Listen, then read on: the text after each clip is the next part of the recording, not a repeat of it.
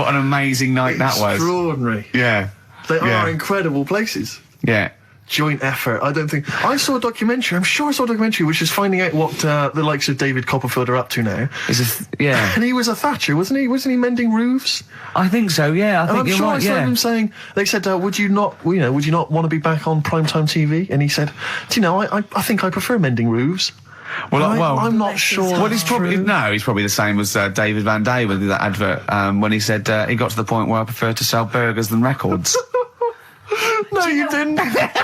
You never preferred selling burgers, David. Have you watched any of the Reborn in the USA? I love it. See, absolutely love it. I missed it, and I'm gutted. It's Hadley or Cox. It's Hadley or Cox all the way, I reckon. Who's Cox? We close our eyes, we never do him. What band is that?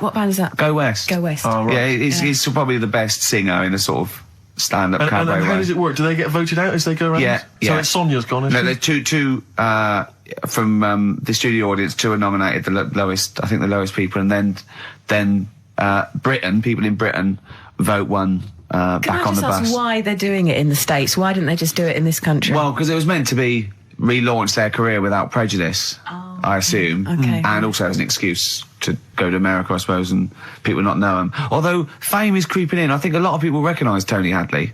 Yeah. Particularly when he sang True at karaoke. Yes. Is he as good as ever? He's fine. He's a bit dramatic, but he's all right. Now, from your sort of your brief pop phase, Yeah. are any of these faces familiar to you? Did you ever bump into them? Oh no, but no, no. You never hung out with Hadley or? No, we all lived in the same house. Yeah, you did. Didn't you have a run-in with Bucks Fizz? Oh, yeah. Did well, you? once when we were going up to do a TV show, and A&R man had just forgotten about us, and we were there. We were at the airport. We didn't have the tickets, and so Bucks Fizz were doing the same show, and I remember they tried to smuggle us through. They had sort of like them and their crew, and they just like showed us the tickets. They went through, and they went, "Well, like that would work." And I went, "Oh, okay, sorry." Did the two girls stand in the lobby, whip off their skirts, everyone was sidetracked while you legged it through? Well, I was on the shoulders of Bobby G and wearing a really long coat. Yeah. And I went, "Bobby," he went, "Yes, I am taller You're now." not taller in flesh than you are on top of the pops. Yeah. And fatter. I wasn't fat You then. weren't fat then, no, you're right. Yeah, no, but I love it. And the other thing I've been watching is American Pop Idol. Right, That was last night. It's great. Really good, yeah. This is Simon Cowell. Ruben's going to win. Huh? Is that the one that Jerry Halliwell is part of? No, this is Randy Jackson, What's Up Dog, Paula Abdul, and Simon Cowell. Yeah. But Simon Cowell makes so much more sense in that context. Yeah. Because they're all... you're great, and they stand up and they clap, and he goes, "Oh, sit down, it was all right," and it makes so much more sense. You know what I mean? Over here, it's a bit of a pantomime sort of drama queen, but over there, he's the sort of voice of sanity. Exactly, yeah. But that's the trash TV that I watch. That you've watched. Yeah. But no, Reborn's funny. But once again, public are stupid. They voted out Dollar that was driving everyone mad, and there was fights. Because they really were nasty to because Sonia. they really went for it. They voted out Chris Eubank. And Celebrity Big Brother. Keep him in. I don't think the public should be allowed to vote on TV shows. I don't think they know what's best for them. It does strike me that, like, in the golden age of EastEnders, if people had said, "Do you want to vote out Dirty Den?" they'd have gone, "Yeah, he's nasty." I know, yeah. It's that confusion either with entertainment and punishing people. Yeah, they should keep them in and then make them lose. Yeah. So you've had all the best of both worlds. What about the new Celebrity? I'm a Celebrity. Get me out. Now who's in that? The one. Daniela Westbrook. Yeah. Catalina, that model. Yeah. Don't know her. Yeah, exactly. The one Anthony Worrell Thompson. Why? Why does he want? Got someone to cook, ain't you? Well, that one from Changing. Yeah, the girl from Changing Rooms. Yeah, Linda Barker. Yeah. Oh, Phil Tufnell. Who? Phil Tufnell, cricketer. I'm going to put some money on him to win. I reckon he's going to win because apparently he's sort of funny and nice and everything. And yeah. Would you ever do any of those? Absolutely not. No. I genuinely think if you were in the Celebrity Big Brother house, immediately you would be voted voted out. out. It would be before the public get a chance to vote. Yeah. The housemates would have got you out somehow. Yeah. They'd have Or got you they'd have out. left. Or they'd have left. Yeah, I they'd have might all walked out. win. I might win by default. They'd have all climbed over the roof like that guy Sandy. Yeah. They'd have all climbed out like within the first 10 minutes. I saw Sandy the other day, actually. Doing Still on the run, is he? Just climbing over. It's over, Sandy. It's true. Well, it originated in America. yeah. So many of these things do. It's Yeah. a brilliant point, Karl. I'd like to hear from anyone listening they'll just lie, wouldn't they, I suppose? Yeah, I don't even use sort of flies. No? Usually, I sort of pull my wife on my sort of tracksuit. That's why I wear sort of like elasticated waistbands all the time. Exactly. Just sort Speed. of like, yeah, You got to get in there with the minimum of effort. yeah, and out. Sure. Often I won't shake. No, no. To my detriment, because it often leaks out a little bit later, doesn't it? Ever been out on a date with a girl where it's just trickled down your leg and you wish it hadn't, and you're thinking, what if she gets my trousers off later? She might smell or see it. What? What? I don't know. I don't know what I said there. Right. Feeder, come back around on XFM 104.9. You're listening to Ricky Gervais. Yeah, I'm with him as well, Steve Merchant. I was thinking of dropping that. What? Thinking of dropping that, just going, because it's just two, that's all that. I'm Ricky Gervais, with me Stephen Merchant and Karl Pilkington too. I mean, get to the music, so it's, hi, I'm Ricky Gervais, this is XFM. Sure. Here's Radiohead. Yeah. Something like that, come out, that was Radio at XFM, I'm Ricky Gervais. Tony Blair, what's he all about? Yeah. That sort of, Snap, I went fast, because I quite, on a serious note, and you've always been saying it, I listened to an old show, because when Karl was compiling those things, I listened to an old show, and I listened to me, and I'm really concentrating now because I sounded like the most inarticulate, brain-damaged older drunk I have ever heard given a show. Yeah. I mean, I was shocked. Not finishing sentences, leaving out words, slurring, just doing noises that you understand because you know me. Yeah. So I'm really going to make an effort for the listener. Yeah, it's not going to happen, is it? You're going to give up after about 3 But I thought records. you were joking. And I thought it was like, oh, he's taking it there. Did it then, you see? Again, I don't quite know what that sentence meant. No, but... Well, of course, I've got also your body language and your facial gestures, but obviously the listeners have got nothing else. They've just got the voice. They've just got the voice for it. That's all they've got. That's all they can rely on. Yeah. And when Karl Pilkington is the man holding the show together, When he's the that's quite most damning. articulate. Exactly. Exactly. How did I come across? You came across as lovely. I mean, I did an interview yesterday, right? And I was trying to describe you to this journalist, and I was going, it's like a cat can talk. Because the things you say, I just want to know what your world is. You know when a cat comes in, you go, where have you been? And it looks as you're like, you know, it can nearly understand you. And you're like, oh, I wonder, I'd love to know what that cat thinks. And with you, it's almost like we've got one. Yeah. Yeah. Did you like that? You can also lick your own testicles, I think, can't you? So, yeah. Did you play the Doves? And Envy on XFM 104.9. I'm Ricky Gervais, with me Steve Merchant. Absolutely, yeah, hello. That clang you heard there isn't Karl. No. Karl's away. It's Sturgis. Claire Sturgis is here. Yeah. You'll know her from the Claire Sturgis show, but we know her from our early days on XFM, Yeah. and, you know, we're good friends. It's sort of like old times, isn't it? And Karl is had a little surprise birthday present. What's the story with this, Claire? Because I don't know Well, about this. do you know, I came in on Monday expecting to see his little smiley face, as usual, and it's always not here. Yeah. What do you mean? So, but his girlfriend had surprised him and dragged him off to the Caribbean for a week. Wow. No, Canaries, isn't it? Oh, I mean, I don't Yeah, know. he likes the Caribbean. He likes the crabs. Yes. Yeah. I thought he was bored of the Caribbean. I thought he didn't enjoy it last time. No, he loved it, didn't he? No, I don't think he did enjoy No, the it's crabs. Tunisia he didn't like. Right. He's been travelling, hasn't he? I know, yeah. He gets he about. didn't like Tunisia because there's flies the size of matchboxes. Of course. And, and midgets in the kitchen. No, there's nothing wrong with that. Yeah. Midges or midgets? Midgets, he said. Right. In It the was kitchen. midgets. He wasn't saying anything bad. He said that there were lots of midgets in there. Lots of midgets in the kitchen. Go on. There's a programme. We couldn't have said the cock soup if we'd made it up, but because it's real, it's fine. yeah. We also couldn't have said the cock soup if we'd have meant a male penis. Thankfully, we don't. So. We mean a little chicken. You go on. Yeah, this programme was on. It was Wednesday night, something. About this little lad. Yeah. It was a fella and a woman. At the same time. What was do it you like? mean? Like a cartoon with a secret identity. By night. What do you mean? He had both By day a sex? boy, by night a woman. He had it all. What you? Sorry, wait. So So he had male and female genitalia. Yeah. So what do you call someone that's born like that? Weird. Weird. Yeah. Now, what's the term for it? Go on. You know it. We've talked about it before. Aphrodite. Really? So close. Hermaphrodite.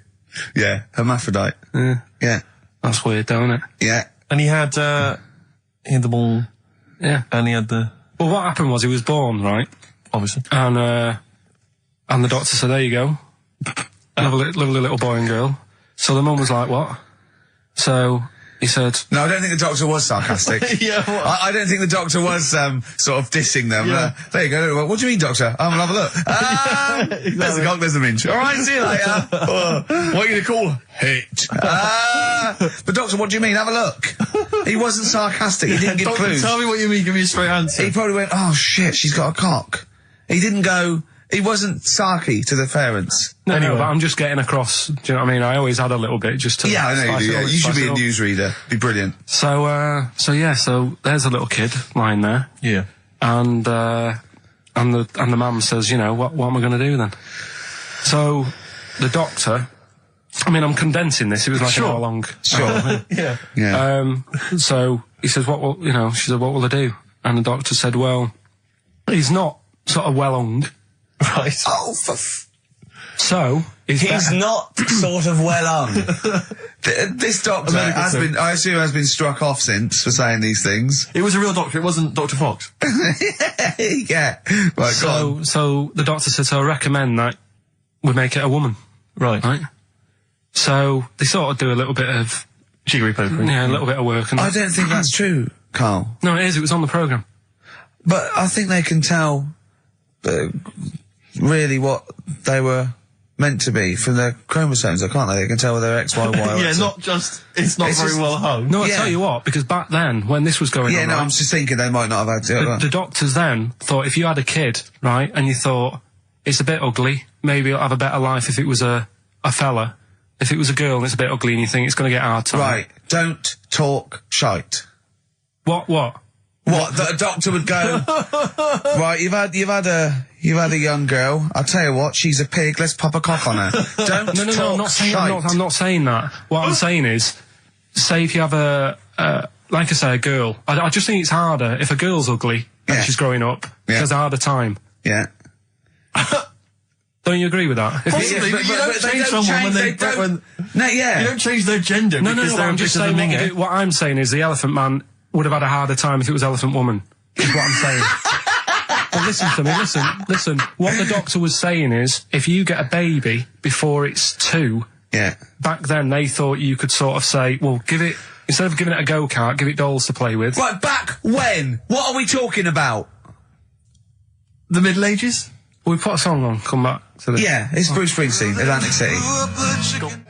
Bruce Springsteen, Atlantic City, on XFM 104.9. Okay, look, have another go, Carl. What were you saying? As an hermaphrodite, yeah, it was born of both sets. The doctor said, then, educate me. Did I tell you the time when the doctor said I was going to die?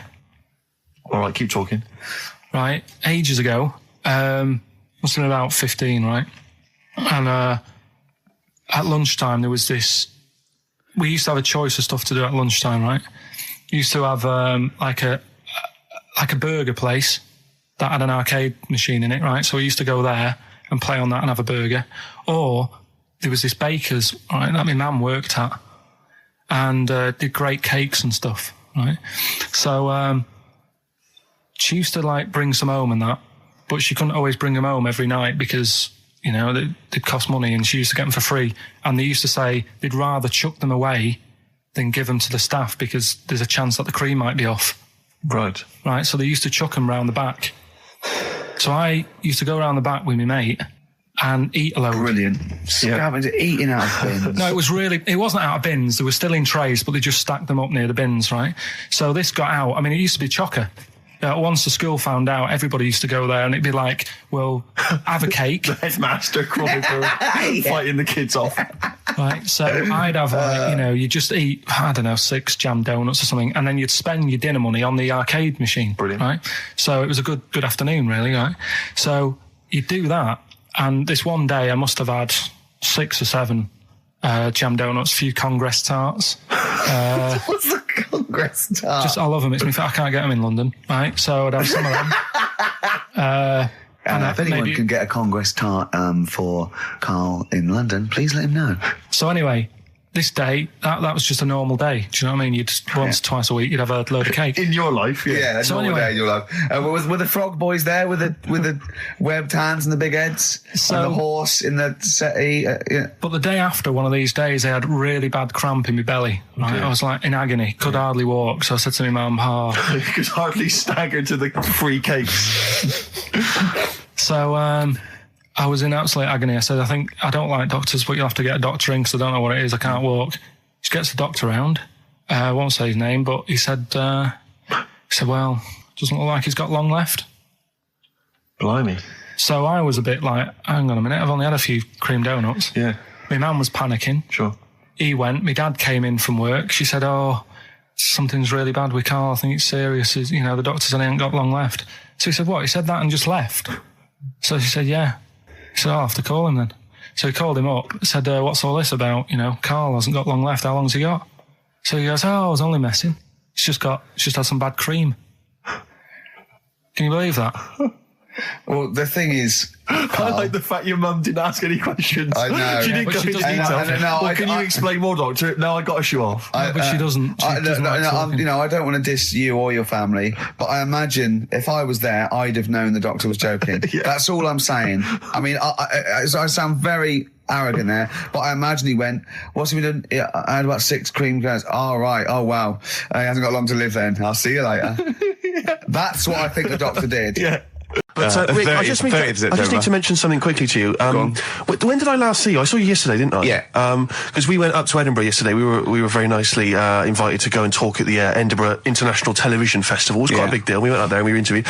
And Ricky chose to go on the train because it takes like 4 hours, 4.5 hours or something on the train. Yeah. But it's quite leisurely. It's quite sort of gentlemanly thing to do. Yeah. I opted to go for the plane option and fly up there. More modern. Exactly. And they bankrolled that. They paid for it all, and that was all very nice. And as I recall, when I last saw you, we got a cab, didn't we? And you asked if you could get the cab to drop you off at the train station. Yeah. And then it took me on to the airport. Yeah. Did I? Now that was before. The last time I saw you was before I got to the airport and missed my flight, wasn't it? Because I had to drop you off in the centre of town. Yeah. No, that was just before I had to pay £165 to upgrade to another ticket. How did you not tell me that in the last hour? £165, Ricky. I had to pay because we dropped you off at the train station. So, I mean, do you want to go halves on that, or how do you want to deal with that? How do you want to sort that whole mess out? Why were you late? Why was I late? Because we dropped you off in the centre of Edinburgh, and do you know how hard it is to get out of Edinburgh in rush hour traffic? But it was only 3 minutes away, so you'd have missed it anyway. No, because if we'd gone the other direction, it would have been 20 minutes. It took me like an hour to get to the airport. And I got there, and the plane had already left, and the cabbie was just laughing. He was saying, we're never going to make it. He goes, you were a religious man, you better start praying. I thought he was being facetious. He was absolutely right. £165. But hold on, why didn't he tell you that when he picked up at 4:15? It makes you wonder.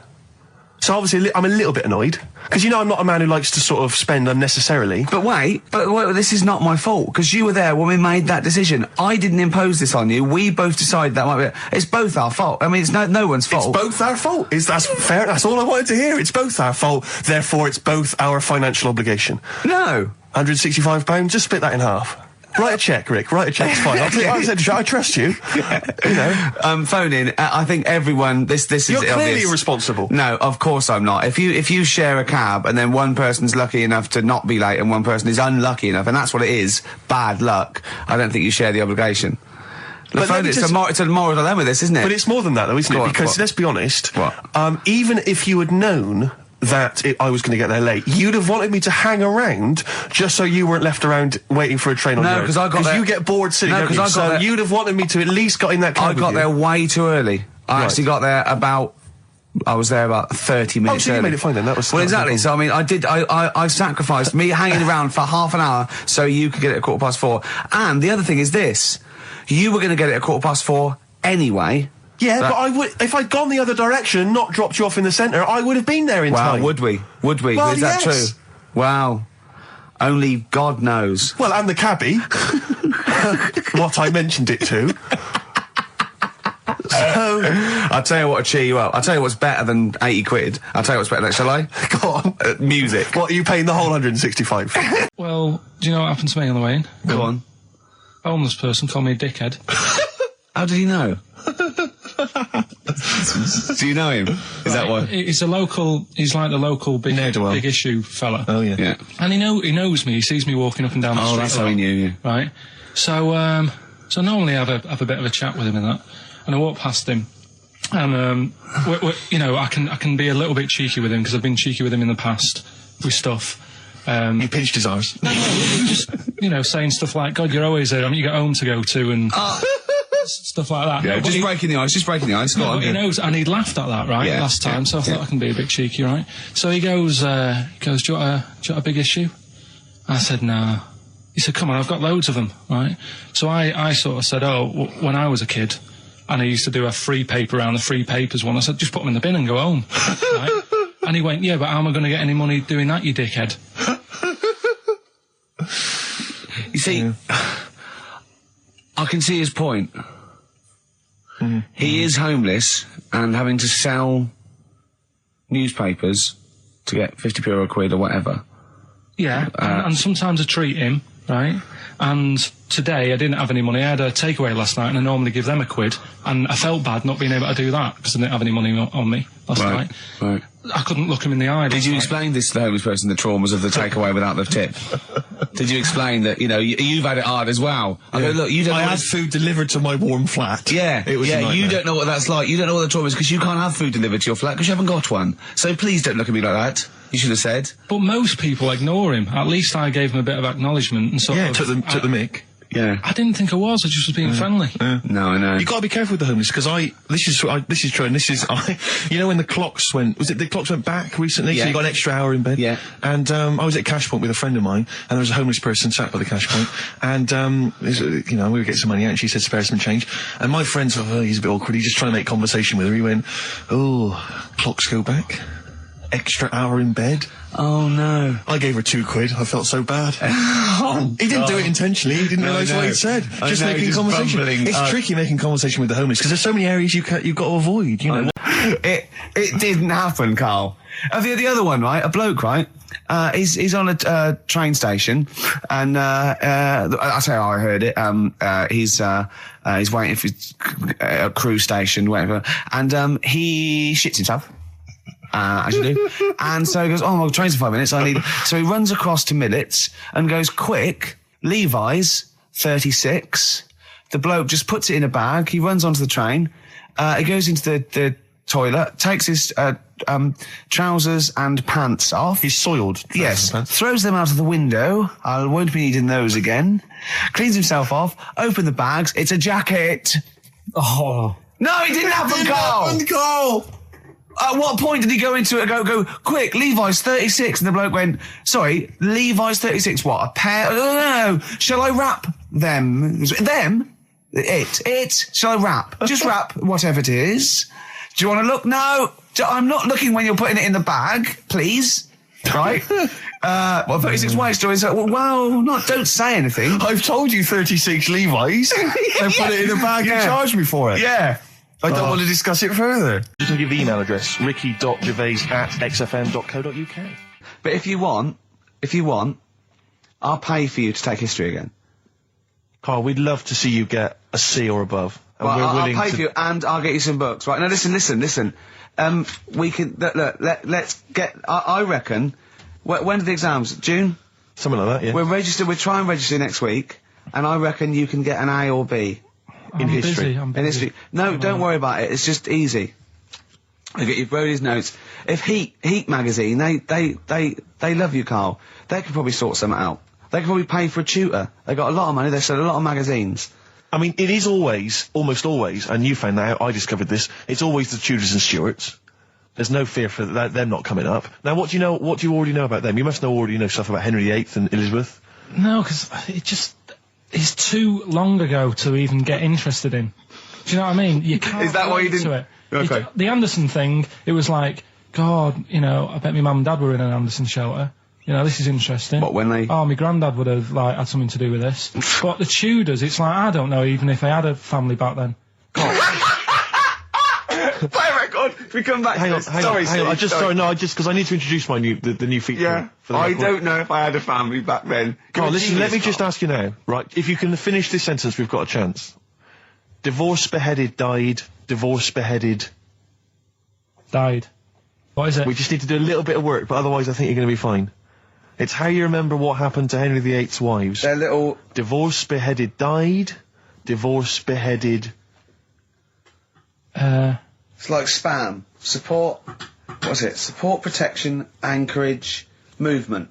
That's how You're going to... That's nothing to do with the Tudors No, and nothing to Stuarts. do with the skeleton. Yeah, see, no, we're not doing biology. Mnemonics and acronyms. What happened to Henry VIII's last wife? Did she die, or did she not die? Divorce, beheaded, died. Divorce, beheaded. Do you know that the only king that has got a moustache is... No.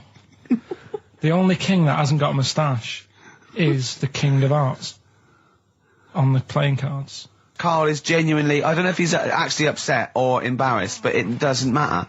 Why does it matter? You were 15 and didn't go to school. If you were my friends, I think you would have just said, oh, we can't find them. Why? But you just matter, What's though. to do with that? Well, what do you mean? What do you mean? It's ridiculous. Do it again because you want to learn, because there's great things in the world to learn about. Don't worry. The GCSE is vocational. Is vocationally for a 15, 16-year-old to go on to do A-levels or whatever, or to get results. But you don't need that because you've done very well. You don't care about the Tudors and the Stuarts. I mean, you know. I mean, I've had a couple of jobs, not this one, because you don't need qualifications to get a job. Obviously. Yeah. In the radio. Obviously. You're absolutely right. But Yeah. the ones that I have got in the past, I did, because I didn't collect them, I had to lie. And I didn't like go mad. I didn't say I had A's and stuff. But I didn't put history down because I didn't even know I did it. So it's a bonus. I kind of treated myself to like a D and a couple of C's and that, so it's like, well, he's not... I love the fact that Karl even then was honourable. It's like, I'll at least put down the ones I think I took and lie, but the ones I didn't take, I won't lie about. Yeah, and don't give yourself a B. If they're going to find out you lied, give yourself a B next time, It could Karl. backfire, couldn't it? I mean, my brother's a bit mental and he used to do things like go for jobs and say, oh yeah, I've done this before. Like being a mechanic, and he's never even picked up a spanner. And yet, he'd have the confidence to go and try and fix cars. Well, I'm not that daft, but... God, and he... Who do you blame for this? That's just an easy way out. I have to blame myself. Don't I? Yeah. What was the teacher like? Well, there's loads of different ones. I didn't like... I mean, the history teacher, it is my own fault, because with her, she's a bit mental. And I used to kind of stop the lesson by saying, oh, miss, tell us about your fireplace you've got that is made from a gravestone. Because that's what That she would had. stop any English teacher in their tracks. And she loved telling you about it. Yeah. It was like, oh, I learned brilliant. that from a teacher. So that's why I didn't know about divorce, head loss, and all that. Yeah. Dandruff legs. Horse, head loss, dandruff legs. But remember now, divorce, beheaded, died. Divorce, beheaded, survived. That's all you got to remember. And what's that? That's what happened to Henry VIII's various In order. wives. In order. What does it spell out? No, it doesn't spell out spell anything, you just it's gotta remember saying the rhythm. In order in which he married. Yeah, but it helps. It's like when my mum taught me the alphabet. She taught me as like a song. A, And like B, C, constant- D, E, F, G. Yeah, constantly. No, not like that. Huh. That's how everyone else could do it, and I couldn't do it that way. Right. What That tune did she A, do B, it C, to? D. It was A, B, C, D, E, F, G, H, I, J, K, L, M, N, O, P, Q, R, S, T, U, V, W, X, Y, Z. I feel like, feels like Christmas Day. Well, you didn't get the gift you wanted. Yeah, do you know that, like, anticlimax? Yeah. When, You've been looking forward to it for so long. yeah, you know, Well, I mean, I knew you were looking forward to it. That's why it took you 14 years to get the result, and then it was 2 other people that got them for you. Do you wish that we hadn't done it? no. It's alright. It's alright, isn't it? What's your girlfriend going to say? I don't think I'll see her again. She likes a man who knows about the Tudors and Stuarts, does she? Yeah, first gladiator, then the... Yeah, you've been bluffing. Whenever she said, "Where did you go to Stuarts?" You go, "Good." Like, lots of things, but look, it's a bird. What happened to Henry VIII's last wife? Oh, I wouldn't... oh, yeah. Oh, look, Friends is on telly. Friends is on. No, I just changed the subject by saying things like, about the only king in a pack of cards. That threw off the scent. That threw us off the scent. That wouldn't fool an invigilator, would it? That's the thing. You can't use that one. Anyway, Karl, look, you almost let it slip then as you were talking about your filling out that application form. There's some big news that everyone needs to know, which we were stunned by in the week, although the more we sort of talk to you, the more it starts to fall into place. Yeah. But Karl, what's the story? That I haven't got me exam results from the GCSEs. He never turned up to get his exam results. I was working. And so, how many did you take in the end? Because you weren't even sure about that, were you? You think you took maths and English, don't you? Yeah. And you think you've handed in the artwork for art, don't you? Now, art was continual assessment, wasn't it? Coursework. And what was that you made? I made a man sort of putting his arms into a car. You made a model of a man putting his arms into a car. What was this? So that one's passed. Was that this is a homage to break-ins in Manchester? Was this? What was this? Oh look, he does what he sees. Yeah. So you've got that. That's safe. You've definitely got that one. So you've taken art, you've taken English and maths, you think? So this is what we're going to do, listeners. We're going to try and find out his exam results for him and tell him next week. Live on air. We're going to call his school, we're going to try and track him down, and we are going to have a little envelope, and we are going to give Karl, at the age of 29, his O-level results. GCSEs, yeah. Now, Karl, so you took maths, Yeah. you think, you took English, do you remember turning up to do those? Do you remember sitting in the room filling in the forms? Yeah. Okay, and how did you feel you did? I don't think I did well. You don't think you did well? Did you revise? No. Why didn't you revise? Because I don't really believe in it. Okay. Well, it's just that if you don't know it, then you don't know it. You shouldn't have to start looking at a book. If I went to the hospital, Yeah. and the doctor said, "Oh, you need your appendix out," but hang on a minute, I've just got to read up on it. Yeah. That isn't good enough. Okay. He should know, and that's the way I feel about it. To be fair, though, He did do the revision beforehand. yeah, they don't usually pass on, maybe, when they're in practice. Yeah, 7 information they years took down in the by line. osmosis. Yeah, yeah, and the bloke comes in and goes, "Can I just see what you did with that?" And I goes, "You've passed." Yeah. Phew. That's a good one. Yeah. Good job I watched Casualty. It started off with a fella who had a bit of meat and got a tapeworm inside him. Yeah. And he grew it for however long, and then it came out at the end, it was about 7 foot long. On purpose? Yeah, he did it on purpose, yeah, for the programme, right? I think yeah. Probably slimming, isn't it? Well, I was thinking that, you're a fan of Waller, could he purposely have about 8 of them? What, Rick Waller? Yeah. It's a good idea. Because they were saying how they eat, a lot of stuff when they're in you, they just eat all Well, of it. they take enough so you don't die, and nor do they, yeah. But I mean, you've got to keep taking them out, haven't you? Because you'll still have the same weight, because it's got to go somewhere. So you'll have them in you. What you got to do is, let them eat your meal and then take them out. Do you think worm watchers will catch on? Yeah. So anyway, that happened, right? And then, there was a woman with a maggot in her head. A woman with a maggot in her head? Yeah, she went on holiday, it got in there somehow. And, Stowaway. it it was massive. And the thing is, she had a hole in her head, and she's there being interviewed with the doctor, and you can see it just sort of sticking its head out. Do you know when you see a cartoon with a maggot in an apple? Yeah. And it looks around like that? Yeah. Why didn't they just take it out there and then? I think they could have done, but the doctor's messing about. It's well, it's good for the show, isn't it? And they left it in there. Okay. So I'm growing up on this estate, and there was this woman about 4 houses down, right? It's a bit rough. All right. Didn't fancy her. Oh God, no. Right, but she had a baby. Well, tell me about her first. I'm interested in this woman. What was she? It was a very... Was it like a man in a dress? I didn't grow up in a posh house or anything. I'm not saying that if you live in a bit of a rough house, you're a bad person. What did she look like? But anyone can Tattoos? clean up. Looked like Tony Green with a fag on. They didn't clean up much, right? Oh. Which, even if you've not got a lot of money, you can still try and make the place look nice. Yeah. Right? But she didn't, and a kid used to take a horse into the house. Sorry. Whoa, Neddy. What do you mean a kid used to take a horse into the house? Where did they get a horse? Must have nicked it from somewhere.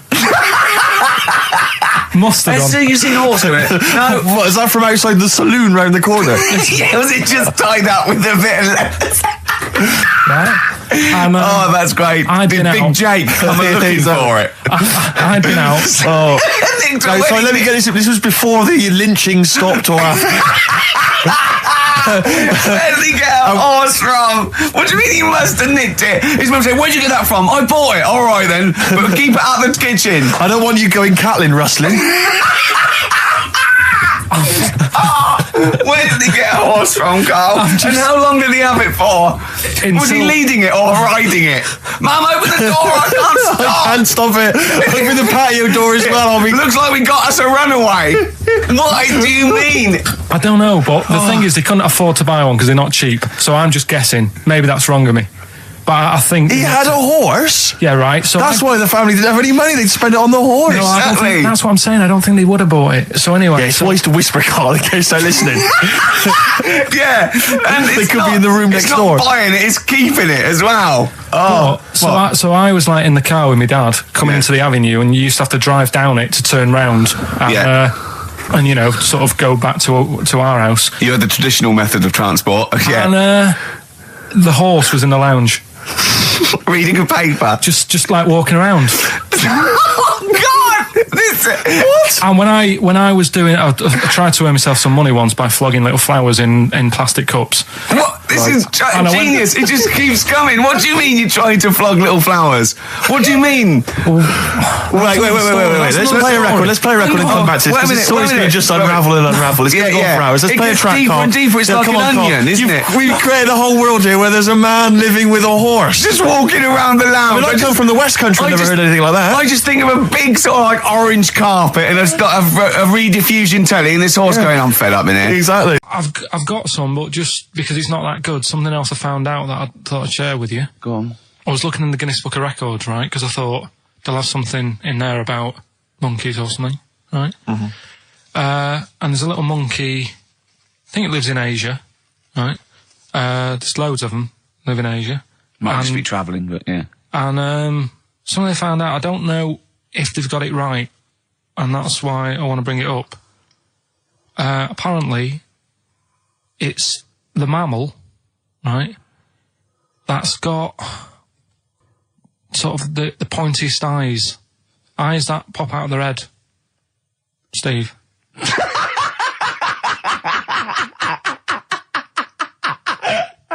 Now, the thing is, right, I thought that's interesting. Yeah. Apparently, it's the biggest with the sort of goggle eye type thing. Right, yeah, go on. Apparently, they come out of their head 1.6 centimetres. 1.6 centimetres. What, you mean they protrude? Yeah, they protrude from the head at 1.6. Okay. What? How long? Have you got a ruler, Rick? 1.6. He's having a go. I'd say I'd be a little bit annoyed if the monkeys beat me. Well, I don't think it has. That's what I'm hoping. Is there anything we can... I mean, what's 1.6? Oh, can you... It's about... Drop your trousers. It's, about 3/4 of an inch. What do you think? I don't know. Have they got it right, or what? But at the same time, I was thinking about this a couple of weeks ago. If you get... I mean, I think I read that like a big chunk of ice fell off one of the ice... what do you call them? Caps. Ice caps. Something like that. I think they said it's the size of the Empire State Building or something. Right. It snapped off and went into the water, and it's melted. And they said, oh, it's bad news, you know, that something that size is melting. But the way I look at it, if something that size falls into the water, it's like a big ice cube, and it's gonna freeze it up again. Are you with me? Not really, Carl. Go on. Right, you get a giant ice cube, the size of the Empire State Building, Yeah. stick it in the water, Yeah. it's gonna make it's gonna stick back on again, isn't it? Well, Maybe it's no, gonna stick back only on if it again. freezes up again. Yeah, well, it will it's gonna- freeze up. The well, it water's going to won't, get cold again because you've just put a giant ice cube in the water. So when you put an ice cube in a drink, the drink doesn't freeze, does it? No, the because ice it's not. melts. If you put one the size of an Empire State Building in your glass of Jack Daniels, it's going to make it freezing. It's not going in a glass of Jack Daniels, it's going in the ocean. I know, but I'm using my fables. Imagine a world. Use your brain instead. Imagine the world. Imagine the sea, Yeah. like the Arctic or whatever, as Yeah. a glass of Jack Daniels. Okay. A big ice cube falls into it. Yeah. It freezes. It melts back on again. So we're all right. I don't know why everyone's worrying. Thank God for that. I was getting panicked. Oh, fine. Do you understand what I'm saying? Yeah, no, you're right. Yeah, that will happen. Should we play some more music? It's not that. Yeah, but I don't think it counts as indecent exposure when they're grafting a knob on your arm, sticking that up the bed. Imagine if he's driving, he's just got it out the window. People driving by. Yeah. The fact that at the end of the... Is that bloke giving me the finger?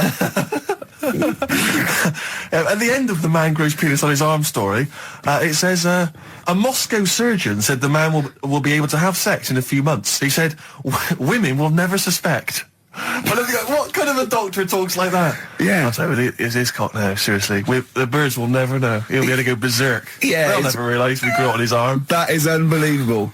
Will he have a little scar on his arm, do you think? Yeah. I don't get it. Like I say, 83936 if there's a doctor out there. Or indeed, if you've ever grown Or a tailor. Making you a shirt. What side do you wear your cock on, sir? It's my left arm. What's the bit of stones? Yeah, beautiful. Lay it on me. Wild Horses by the Rolling Stones on XFM 104.9. Well, I think the listening public would have enjoyed knob news there. Oh. So, I mean, there was a lot of knob news this week. I was surprised.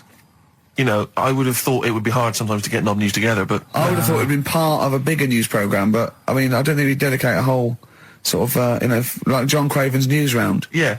A whole 5 minutes to knob-related news. Yeah. There was other news, was there, in the week at all? Karl, it wasn't just all knob-related, you didn't just research. No, they're the ones that sort of stand out. And it's knob news time. We're all very excited. Now, last week's knob news was what, Karl? Do you remember it was a man... Who grew a knob on his arm? Sure. No, he didn't grow it there, did he? He put it there. Well, I know that, but, yeah. Just popped it on his arm. Yeah. A bit. Yeah. This Just a week, recap. That's just a recap of the week's news. Right now, it's the headlines. well, we Right, talked about it before. Do you know the little mouse that had an ear on its back? Yeah. Sure. Right. Well, you thought he had a bad time, right? Listen to this one. Mouse walking about with us sort of wearing a monkey's testicle.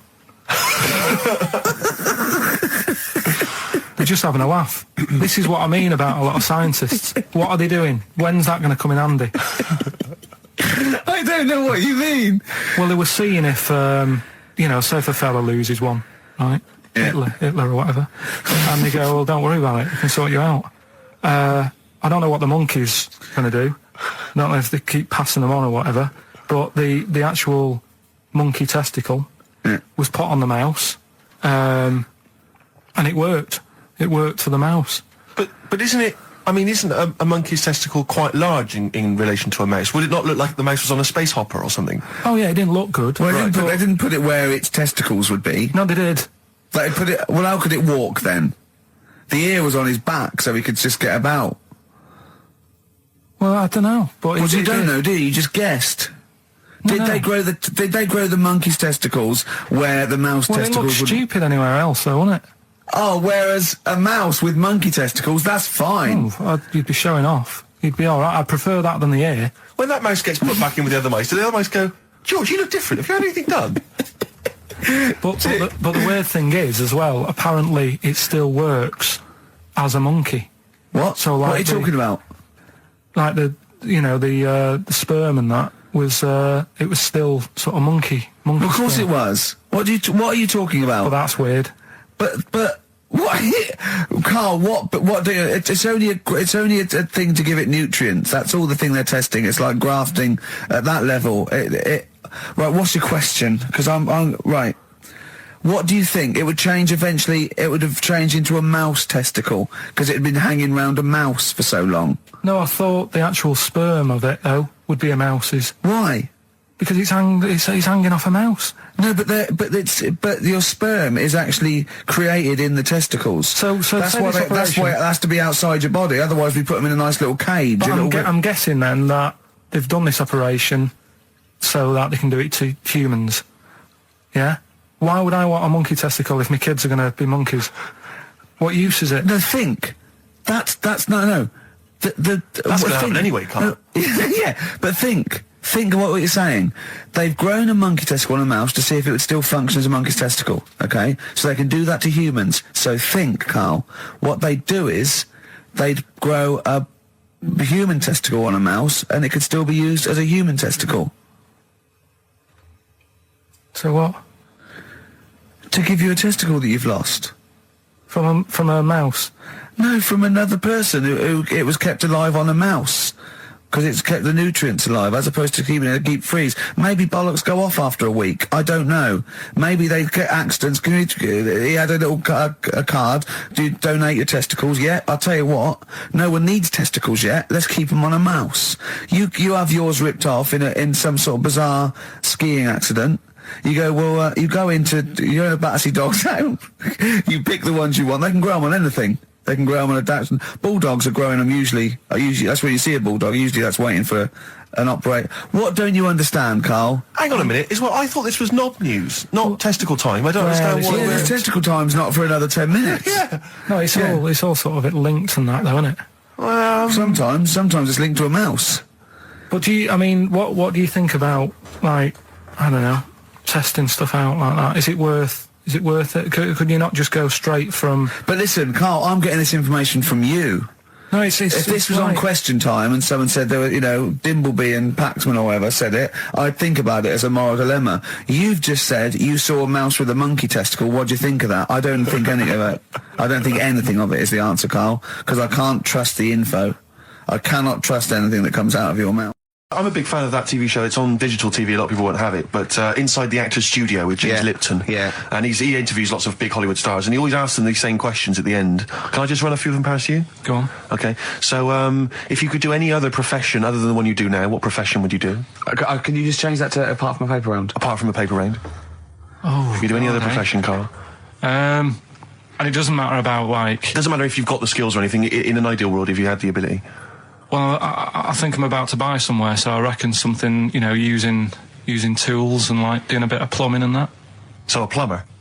Well, sort of an all-rounder. Right. A handyman? Well, yeah. Yeah. I think, you don't get paid that much, but it's useful, isn't it? So... But you get your own show, couldn't you, with Carol Smiley eventually? Well, all that, but the money that you don't make, you save by not having to pay someone else to do the chores. Do you know what I mean? I don't know what that sentence meant. Right. No. A plumber, how much is the average plumber on? The money you don't make, you save on not getting someone else to do it. No, just think of that. No, look, break that sentence down. Are there any... Sorry, Rick, but people who live in glass houses... Yeah. Anyway, let's just go back to Lipton quickly. We've got a couple to get through here. So, your favourite noise or sound? Favourite sound or noise? Oh. Is it me? No. It's not me. Hang on a minute. It's not me. Are you sure it's not me, Karl? I like Elvis. Noise. Elvis. In the ghetto. The sound of Elvis. Elvis in the ghetto. Brilliant. Okay. Yeah. And your least favourite noise or sound? I don't think it should really be records and music. Noises, things that you hear at home or whatever. Maybe like a sound of a... The least favourite noise? Least favourite? The sound of... Probably like... the sound of ghosts? Fire engines and that. Right. That's annoying. Except if your house was on fire, presumably. I think it's a bit unnecessary. You think they're just doing it to wind people up? I live on like a busy street and it's happening all the time, and it is like...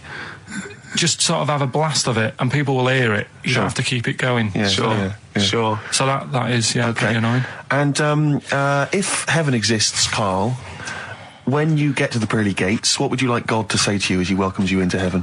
What would you like God to say to you? Who asks these?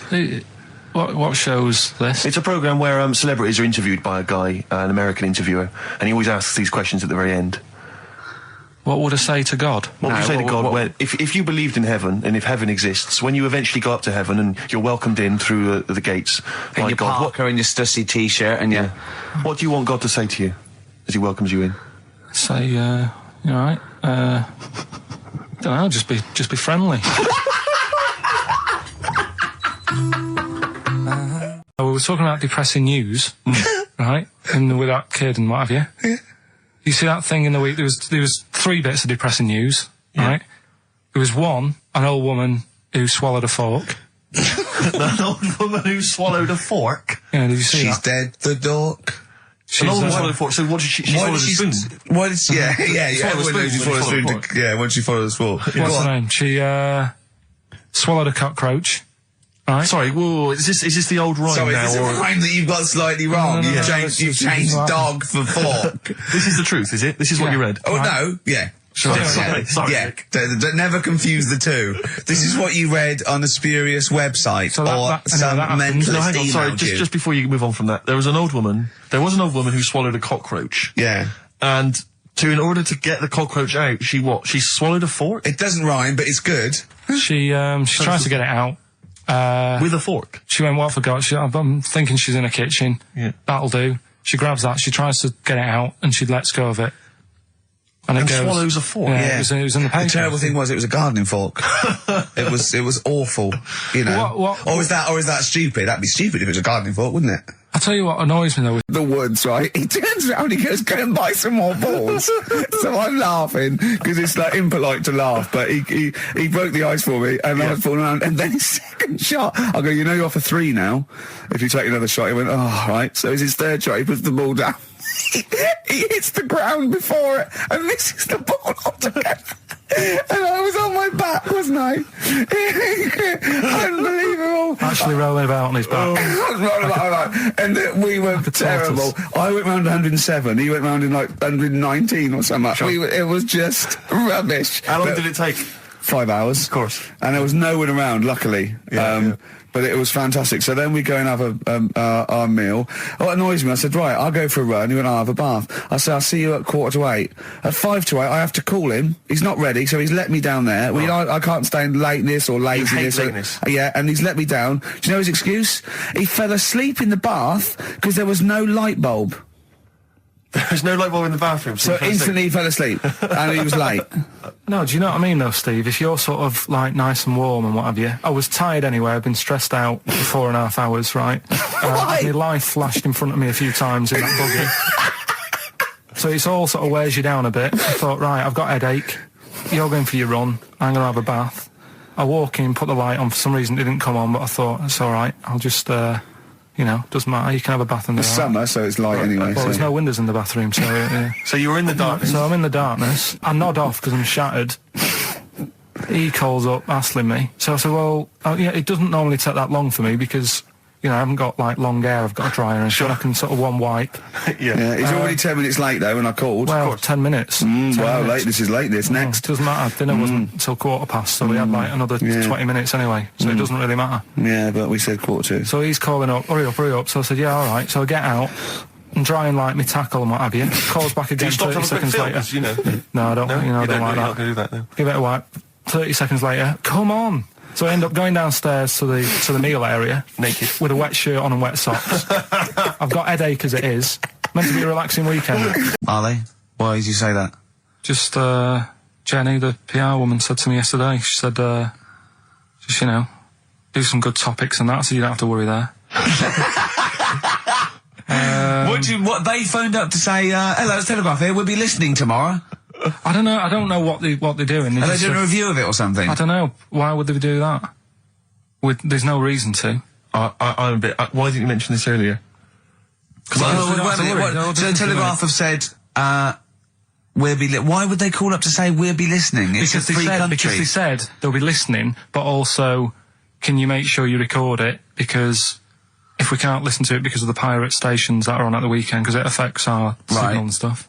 Whoever's listening must listen and know there's a problem with pirates, and they said, can you... Well, they're probably just doing a feature about radio shows or something then. They're going to tear us to shreds. They're going to... I mean, listen to... seriously, the drivel we've talked today. I mean, what are they going to make of it? That's a broadsheet newspaper. I think I know what Monday's headline's going to be. I don't think it's going to be like, you know, they're going to forget about the power cuts. It's not going to be about, you know, the inquiry or terrorism or anything. It's going to be, no more to knob news. Yeah. It's going to... They're going to love that. I mean, seriously, I have a little bit of self-respect. And if I'd known a quality newspaper was going to be listening, I wouldn't have turned up today. Because I mean, I'm an award winner, and I'm a respected television writer, and I've, won awards, sort of classy. Don't worry though. And Don't worry. what have we talked about? Knobs. We've had the worst quiz on radio. We've had you trying to explain relativity. You didn't even understand what that word meant. Yeah. You just mentioned there about sort of no knickers and that.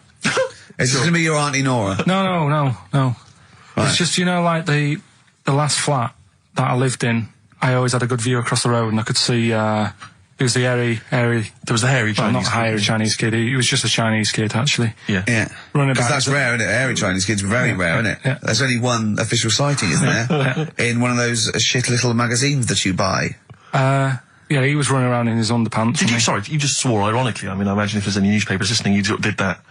Because he's sort of jokey and... Yeah, go on, let's not swear. And there was the old woman who didn't move, she was just sat there reading a book all the time. Who we think possibly died and no one came round for weeks, I mean. And now I've moved, right? And it was quiet for a bit. I always look at what view I'm getting, right? Looked across and it was just sort of empty, sort of flats ready for people to move in and that, right? Anyway, people are in there now, right? And they've put all the furniture in, but I haven't put any curtains up. Oh. Right. So anyway, I'm sort of washing up, just having a look out the window. Yeah. Right. Girl sort of wandering about, knickers on. Right. With no knickers on. You mean naked? No knickers. Well, she had a bra on. Right, okay. But, She's no probably knickers. looking for a knickers. So I thought, and I don't know how long I was looking. No. Right. But anyway, she looks across. Oh, God. I think she spotted me. Yeah. I think, oh, God. I felt really bad. Yeah. I said to Suzanne... Sorry, is this some sort of Peeping Tom confession while the Telegraph are listening? I've no idea. Well, it's not... That's the thing, though. Peepington. If I was peeping, she was peeping as well, because she was looking over. Works both ways, doesn't it? Yeah, but yeah, all she could see of you was your bald head. Yeah. No, but And your this hands is it. moving as you were washing up. And some white-looking substance rotting up. Particularly stubborn stain on this glass. Yeah. Oh, God. Imagine that. Imagine if she looked across. I'm assuming your sink is lower than the window. But didn't she just cover up or something? Or she looked back and go, oh, you looking at my funny? Well, the thing I did... What? I thought, just sort of drop me boxer shorts. Because I thought...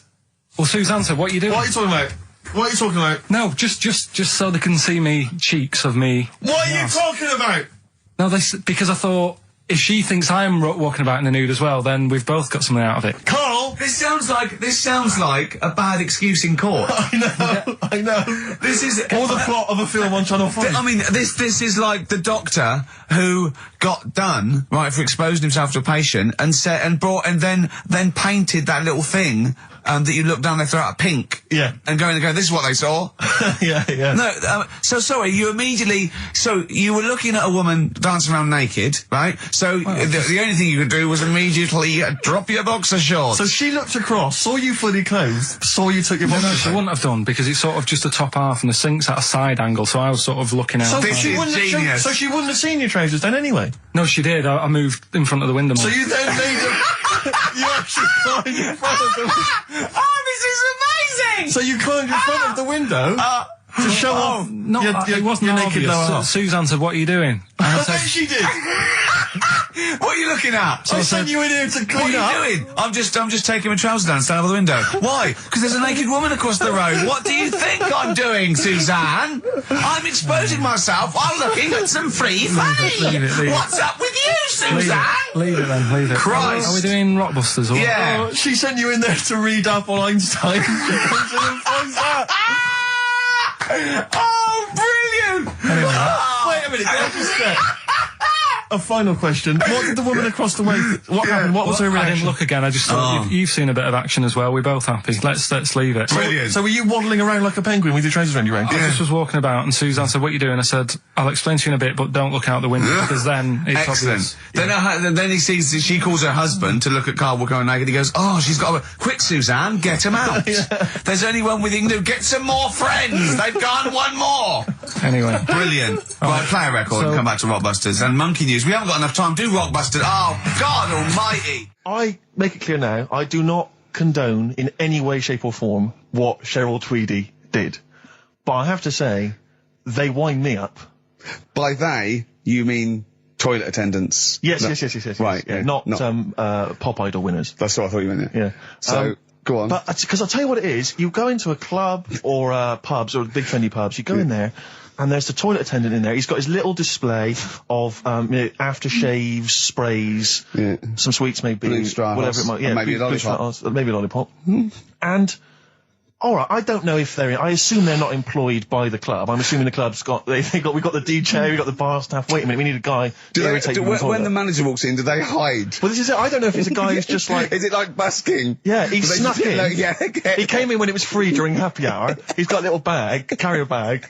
He snuck in the toilet. But the thing is, it's the fact that toilet attendants, fair enough. I mean, I'm happy if a toilet attendant sneaks in under cover of darkness, cleans it for me, and then shoots off. But it's when I have to see them there. I feel guilty because it's like, I maybe wash my hands, I'll forget he's there. He'll hand me a paper towel. Suddenly I got to tip him like a quid or something. It annoys me because I wash my hands at all. I don't usually wash my hands. I sometimes don't even bother getting my knob out. I do it where I stand and change my trousers when I get home. Exactly. So it annoys me I have to go through this charade of getting it out, slushing out of it, shaking it dry, and then washing my hands. See, if he did any of those elements, I'd tip him a quid, yeah. Pop it out. But not to hand me a paper towel and get it myself. And it's this guilt, and sometimes I'll hold it in because I'm nervous I don't want to go back in there. What annoys me is like a posh award ceremony, it's a pound a piss. It is a pound a piss. Do you know what I mean? So or in a top hotel or something. Yeah. It's absurd. And I'll tell you what's worse than that. I know that he's doing it because he's got to feed his kids, but it's the fact that I've got to look him in the eye.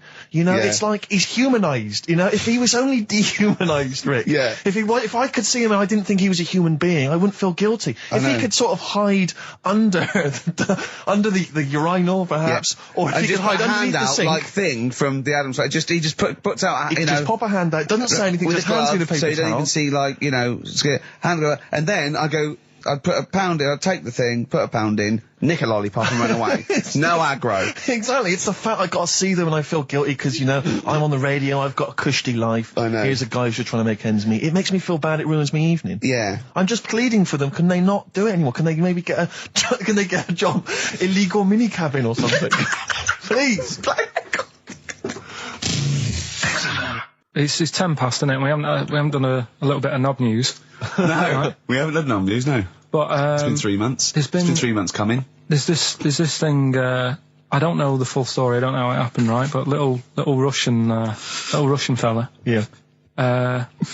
He was sort of having sort of emptying his bladder, right? And somehow electrocuted himself.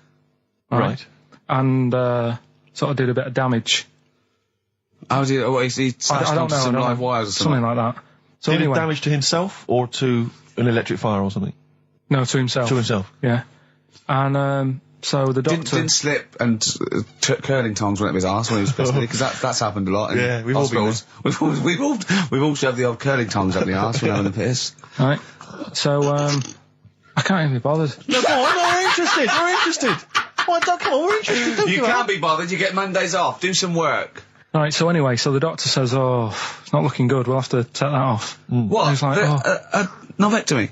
Yeah. Really? But the funny thing is, right? Nothing funny about that. They've done, you're doing me head in. Just tell the story. He's doing me head in. Well, you can chill out on Monday. What we have got, though, is Educating Ricky, haven't we?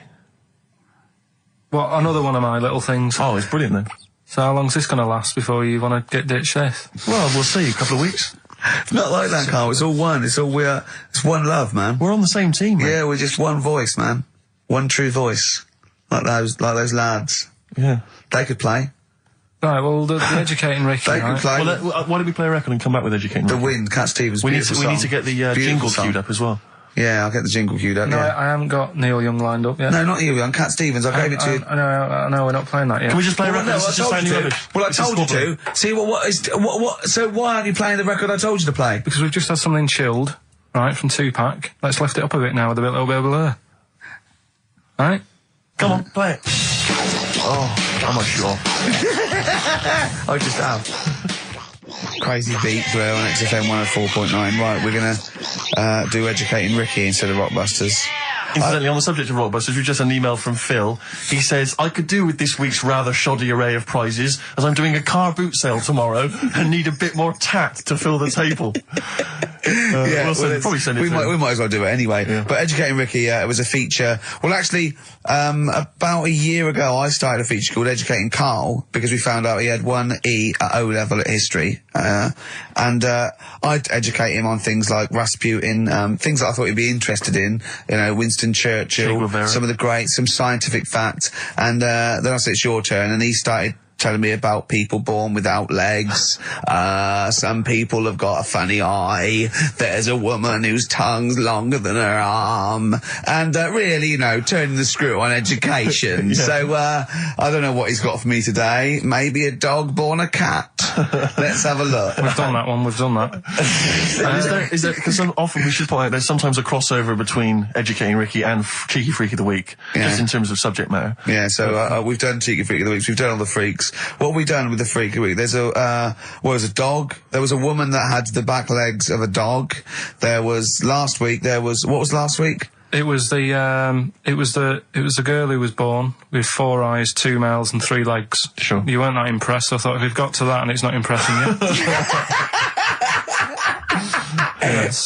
We are a tough audience. Let's spin it. Let's move on. Is there a jingle for Educating Ricky? Educating Ricky. Oh God. You've told me Educating Ricky. Very similar to some of the other jingles I've done. Well, they're made by the same people. Yeah. Right, Okay, it's just, Educating Ricky is just stuff that I learn in the week, and I think that's interesting. I keep it up here, and then I share it with you, right? And some interesting stuff. One of them, right? Mount Everest. Go on. I need more. Right, well, there's a problem. Yeah. Because people are leaving rubbish up there and that. And, whoever owns it is saying, he's saying, forget this. They're leaving a mess and all that. But do you know why it's called Mount Everest? What was that? That's one, is it? That's one. There's rubbish on Mount Everest. No, How many people go up there? Are we talking about people dumping old tellies and washing machines? Who's fed up? The Yeti? What are you talking about? No, that isn't what I'm educating you. I'm just telling, this is part of the story. I'm just telling you. It's just a bit of context for you. They're leaving loads of rubbish up there. Well, they're not leaving loads of rubbish up there, are they? No, they are. They're apparently not like prams and washing machines and seagulls flying everywhere. I don't know. Anyway. But anyway, do you know why it's called that? You know why it's called Mount Everest? Why it's called Mount Everest? I know the mount bit. It's because it's a large mount, and if you climb it, by the time you get to the top, you need to have a rest. And that isn't the educating bit. I'm just telling you. It's not true. Well, we'll leave that. Well, no, Karl. In the name of everything holy, do you think that anyone named it because you have to have a rest when you've climbed it?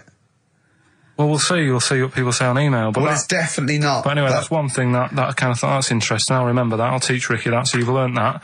Right, now. Fool's Gold. Classic. All he saw was the name of the band that this email was promoting. So all Karl saw, and you can imagine how excited he was all he saw was half man, half biscuit.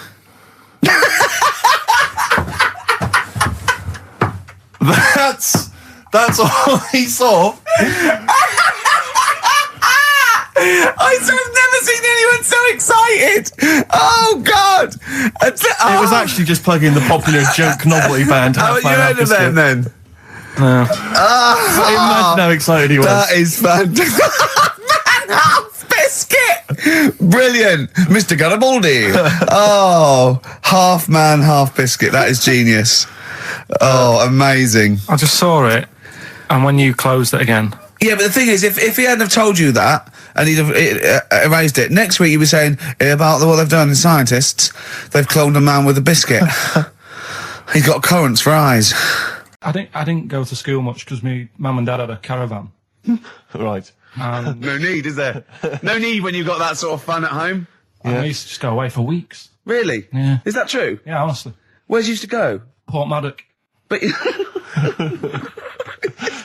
And so you didn't go to school much? No, I did, but not as much as everyone else. No.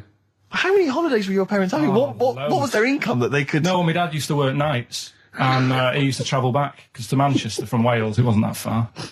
And Manchester to Wales? He used to do 4 on and 4 off, so me and my mum were, like, loving it. But what Port Meredith? Port Maddock. Port Maddock. Just down the road from Port Merion, where they filmed The Prisoner. Right. Oh, so that's cleared up for me. Yeah, location-wise. So what did you do then? You were in this little 2-berth caravan on the back of a Cortina estate. Right.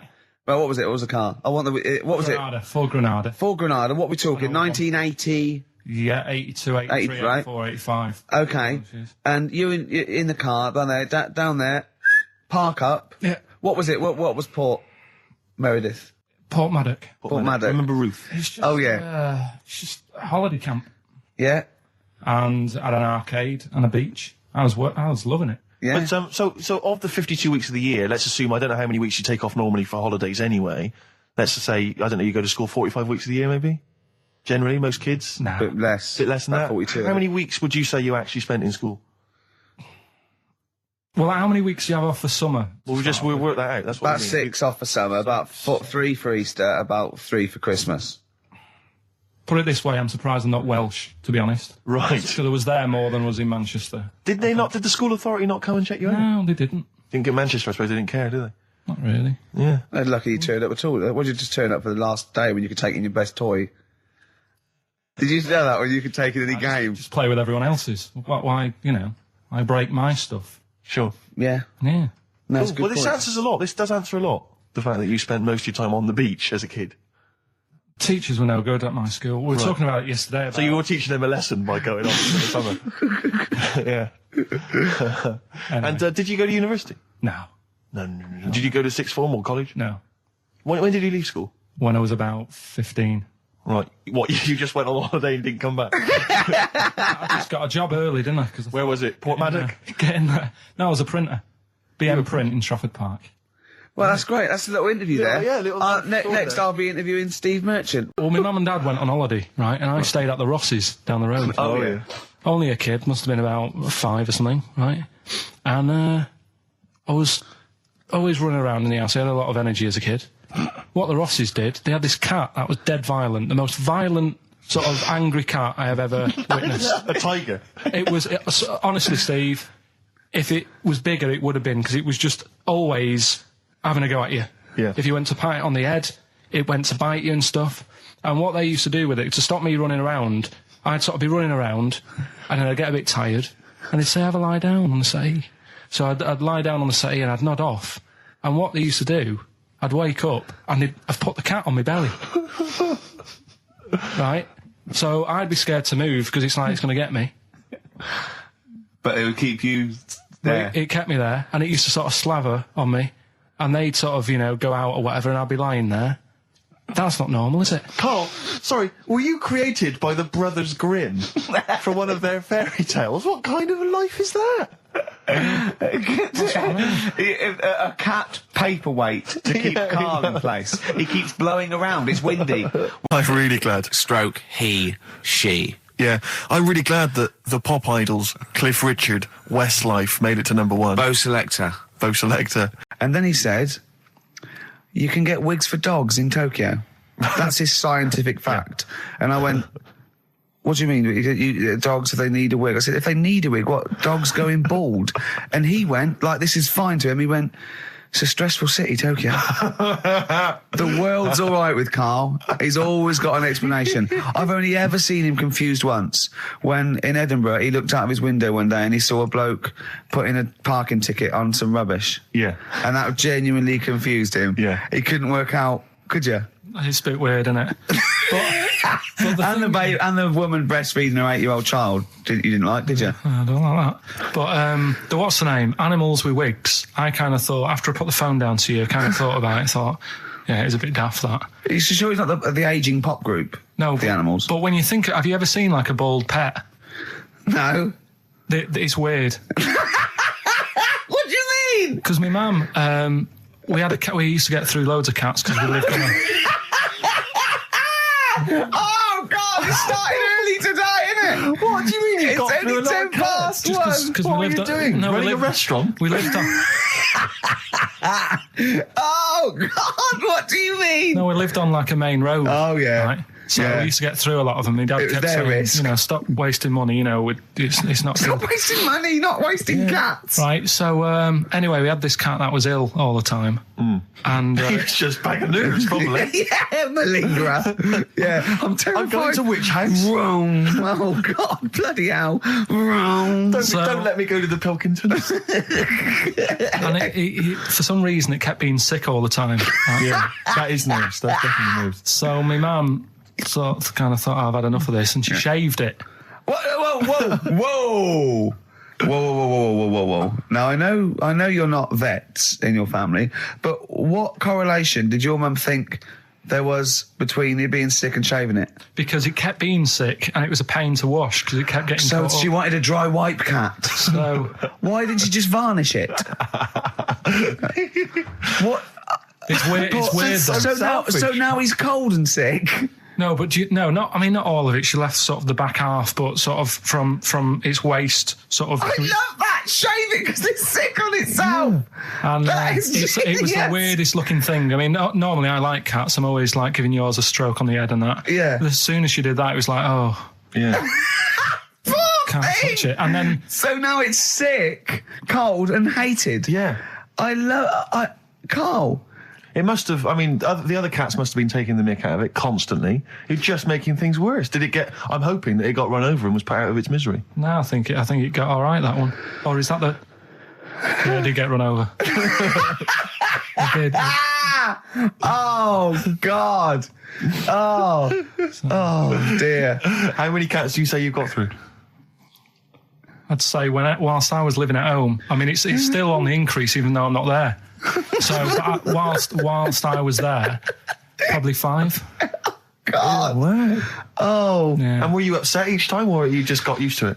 It's one of them things, isn't it? Like I've said before, when you first see something, it's a bit of a shock. Do you know what I mean? It's like the Elephant Man or whatever. Yeah. First time you see him, it's that sort of, oh, look at that. Do you remember the first time you saw Steve? No, I'm not being funny. Do you remember the first? Yeah, but I've said this before. It's always, then you get used to how people look and you don't... I've got that feature Educating Ricky, which is a bit of a play on words as well.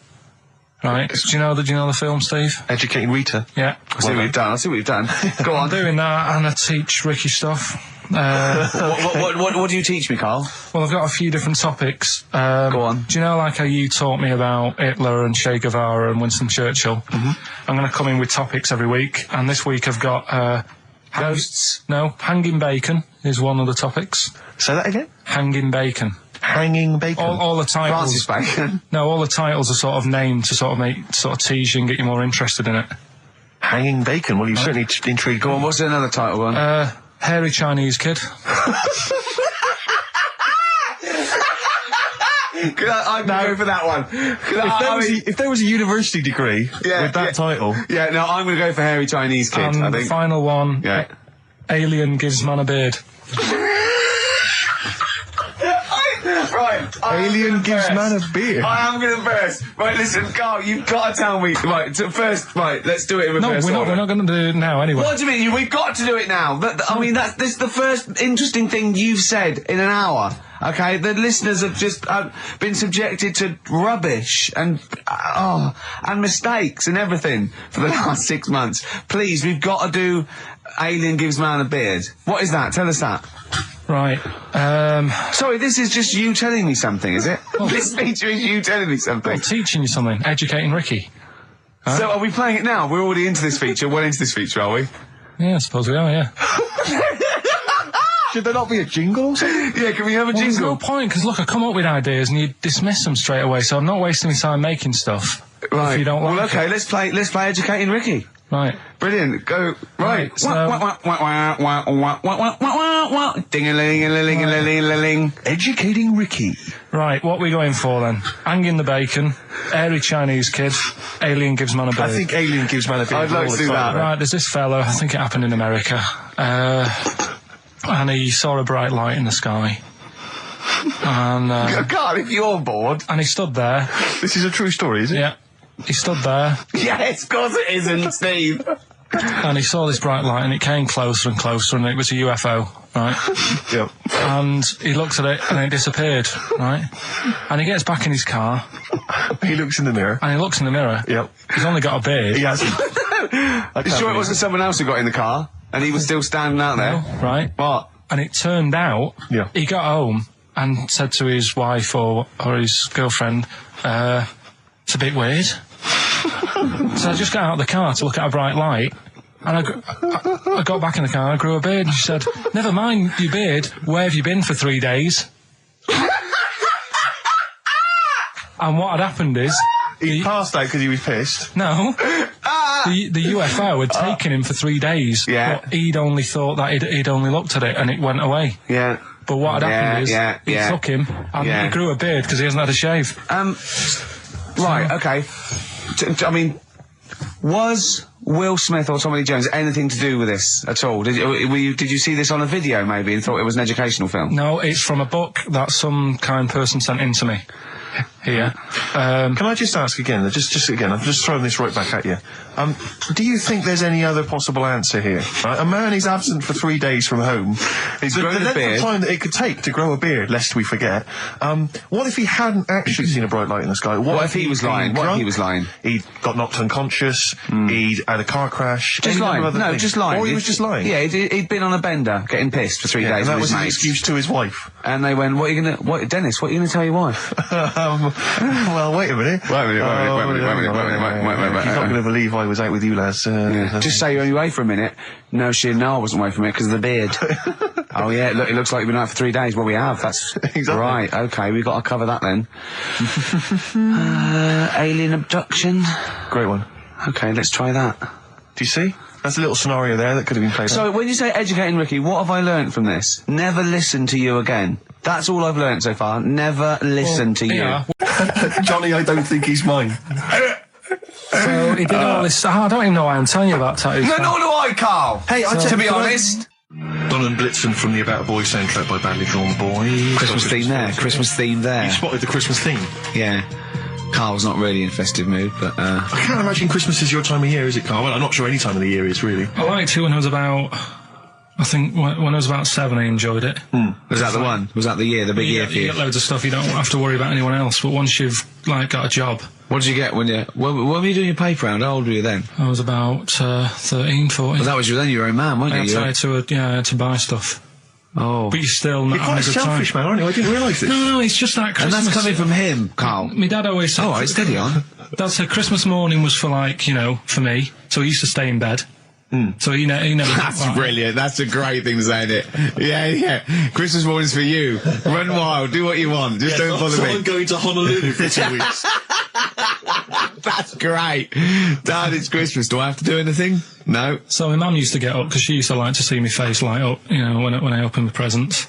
And then, to keep fireworks. and then I'd have to go to my bedroom from about 6 o'clock onwards, because my mum and dad were into having big Christmas parties, and I wasn't old enough to go. Right. So they'd say, right, you've had your fun there, you go up to your bedroom, stay in there.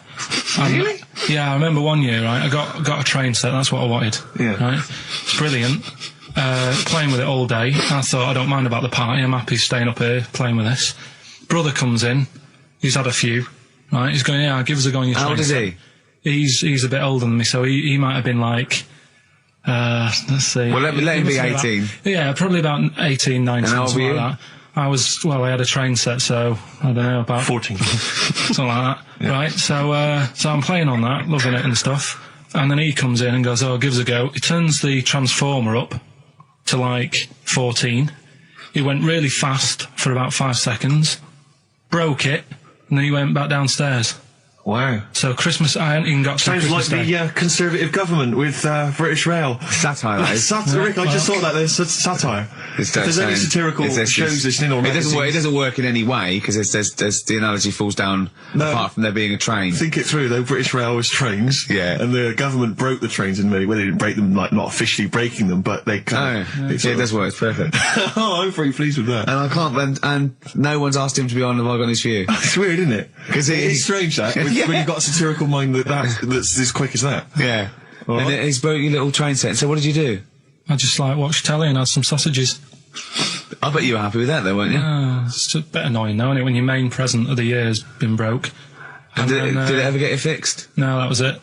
Put away. I'm intrigued why your parents wouldn't let you come and join in the festive fun. Was it like really debauched down there? Was it like eggnog everywhere? Well, no, but I mean, that's fair enough. 6 seems a little bit early, but I just think, you know, if you're your kid, you know, he had his fun, put him to bed at 8, maybe. And you think so on Christmas Day? I thought that was a day for family. Well, not if there's a party going on. Well, don't have the party on Christmas Day. Well, that's another option. Yeah. Your parents are weird, aren't they? A strange breed. Well, I think that was the year, right? You're talking about buying presents and stuff. I think I did treat my mum to. I didn't buy my dad anything. I think that was like when I got a bit older, he used to get me dad something because he wasn't that bothered anyway. No. So, got me mum. There was a cheap shop, right? Of course. Thank God for that. Called Snips. Right? So I went in there and I thought, let's see what I can get her. And remember Victoria Plum? I don't think so. Well, it's like a fairy character. Right. Right? And my mum's into gnomes and stuff, right? So I thought, right. She must be pleased with you then. Victoria Plum. I was thinking, is that one of the neighbours? Is it like a brandy Do you liqueur? remember Victoria Plum? Victoria Plum. Victoria Plum, yeah, it's like a little fictional sort of character, right? Okay. So I saw it, I thought, yeah, she'll love that, right? So I did my paper round, saved up for 2 weeks, right? Oh. Got that sorted, went to Snips, bought the Victoria Plum. Next day, I'm in town with her, right? So I think, I know what I'll do. I said, come in here a minute, right? So we go in and we're looking around and I tested her, right? I went, look at that there, that's alright, isn't it? And she goes, oh, it's bloody awful. Oh, Karl. Oh, Karl. Oh, God. So then Christmas Day comes, I said, don't bother opening it. She said, no, why? I said, Oh, "Don't." no, why didn't you still give it to her? So, well, it's too late, I'd already bought it. Oh, Karl. So she opened it and I was like, and she said, oh, that's nice. I said, why are you saying that? I said, the other day you said it's bloody awful. She said, oh no, I thought you were pointing at something else. Oh, no. So that's why I don't get anyone anything anymore. Oh, God. Play record. Oh, God. Oh. That's good, isn't it? Not bad. Gold Rush. Let you down. I'm actually quite affected by Karl's Victoria Plum scenario. Just the fact that, like that eagerness, he wants to make sure it's a great present. He's saved up his paper round. He thinks it's like a gnome, but modern. I'm worried that you're using it as an excuse now, and that's why you're not buying anyone any gifts, because you've had your fingers burned once. I mean, you were 6, 7 years old. To be fair. No, you weren't. You were about 13, weren't you, if you're doing your paper round? Yeah, it must have been, 11 or 12 then. All right. Yeah, so I'd saved up. Oh no, I'm not using it as a thing, it's just that... What did you get your mum this year? I've sent them some money so they can get a passport. So they can get a passport? What do you, where are they? Immigrants? Are they trapped No, somewhere? Well, they're in a holding bay somewhere in Dover. Yeah, What do you mean? who's a truck driver who's going to sneak them across. What do you mean? So they can buy a passport. What do they do? Sell it when they were a bit down in their luck? No, they haven't got that much money, right? They've never been abroad, and the mate said they might take them next year, and they said, oh, we haven't got a passport, so You've I got thought... to buy a passport, have you? Isn't that your God-given right as an Englishman? No, you've got to pay for them, they're 30 quid each, so you better add to, otherwise they're conning me. Right. So you sent them 60 You don't quid? get born with a passport, of course You you sent them don't. 60 quid in an envelope, have you? Well, check.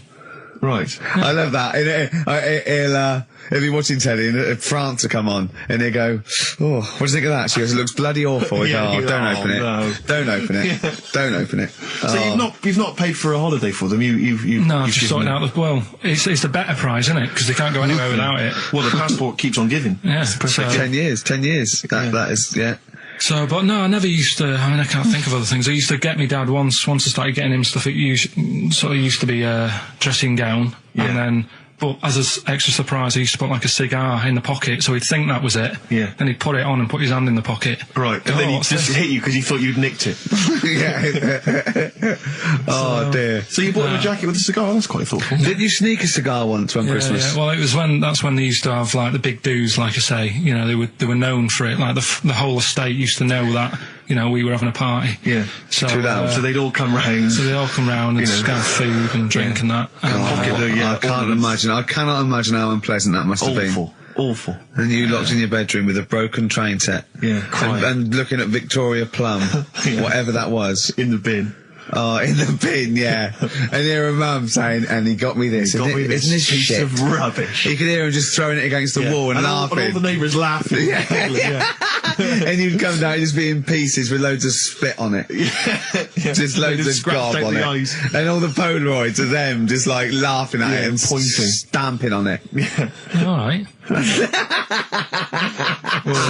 flooding back. But no, I used to get up in the morning and then like they'd still sort of all be there asleep on the floor and on the sofa. Oh, that's awful. Oh, that's terrible. Christmas is surely the one day a year which is a family thing. It's for the kids. They're the ones No, but that was Boxing Day. Well, I know. oh, that's all right. It's over. Yeah. Back on the Christmas bike. is over. All right. Who's going to pay for this? What, me? Yes, Karl. You're doing 2 rounds today. Yeah, what's your paper round supporting the entire family? Yeah. No, so I used to get up and like go downstairs and they'd be asleep, so I'd be mooching about trying to find like another present that's still working. I love the idea that these people from the estate had like squashed his presents. So I found a cigar that had been sort of lit up and then put out, so I thought, I'll have a go at that. I went outside and had a go, and that's the last time I smoked. Right.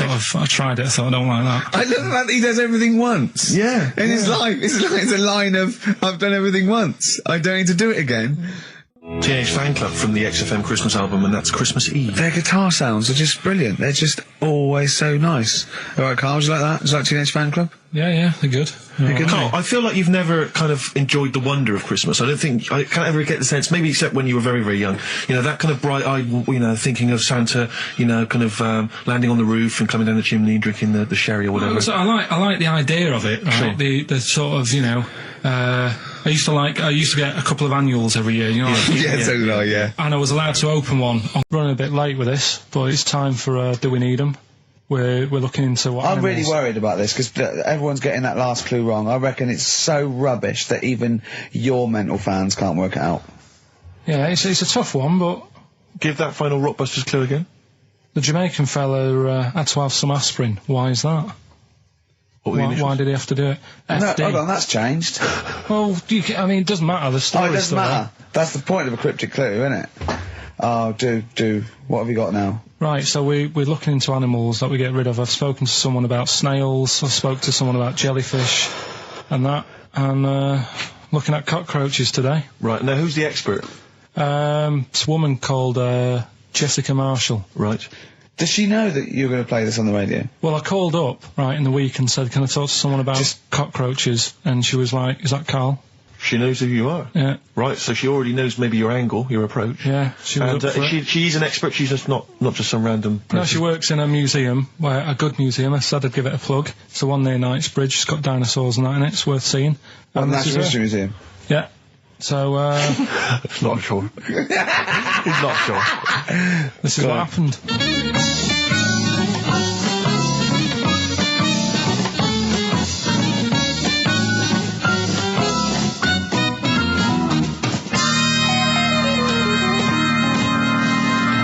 Now, what I'll do, I'll tell you as much as I know, and then you can fill me in if I'm right or wrong. And then at the end of it, we'll get to the bottom of whether we need them or not. Okay. All right. So first of all, the first thing that I found out is that they have 18 knees. That's not exactly possible. They're insects, so they have 6 legs. Yeah. And a knee is usually the junction between femur and tibia. That's sort of classic human knees and every other animal knee. So with 6 legs, you can only have 6 knees. Could somebody sort of got mistaken for seeing one that was a bit double jointed? I think you're grasping at straws or something. All right. Well, we might have to come back to that one then. Okay. They can hold the breath for 40 minutes. Well, they don't do that because they don't breathe in the same way as us. They breathe through little spiracles, holes down the side of the body. So, no, they're not a very apt simile because the method of breathing is so different. What do you mean? Because insects have a totally different system. They don't have lungs in the way that we do, just breathing through one part of the body. They're actually breathing through every segment of the body all of the time. So even though they've got their mouth shut, they might be able to Their mouth has slide. nothing to do with breathing. So Only just feeding. So you see, maybe that's where someone's gone wrong. Someone's got hold of one and sort of taped its mouth up or something and Thought it was. got bored after 40 minutes Again, and said, well, we'll call it that's a right. pretty unkind thing to do to an insect, even to a cockroach. Yeah, but it's all... Can't do that. Yeah, but No. Pretty unkind thing to do anything, even a cockroach. something else I found out. Yeah. They can live for a week without an head. Well, that's true if they don't bleed to death in the process. But the weird thing is, when I told you that they had 18 knees, you seemed a bit sort of like, don't talk ridiculous. But then we're talking about an animal that can live without an head. So there's a little bit of truth in that one, yeah? Yes. Why, when it was invented, has it got that facility? Say if someone said to humans, we could do that with humans, and, you know, if you lose your head in some accident, it gives you a bit of time to sort of go back to your family and maybe write them a note. You won't be able to have a chat, but write them a note saying, it was my own fault, and it was nice knowing you. Oh, well, that would be a useful facility, I agree. But cockroaches are great survivors. I mean, they've been around for over 300 million years. They're one of the most primitive insects.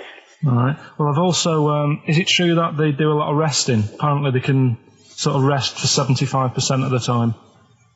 Rest.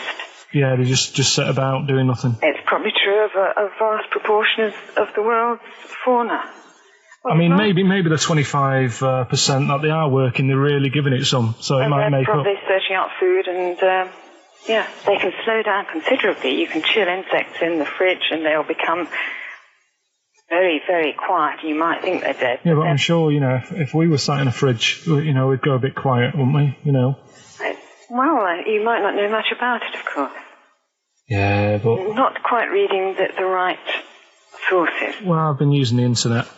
I'm sure there are many useful sources that you could find there, but some of those seem to have been a little misleading to you. So you don't agree with a lot of what I've told you there? No. So cockroaches, can we get rid of them? No. So we're keeping them then? I would say so, yes.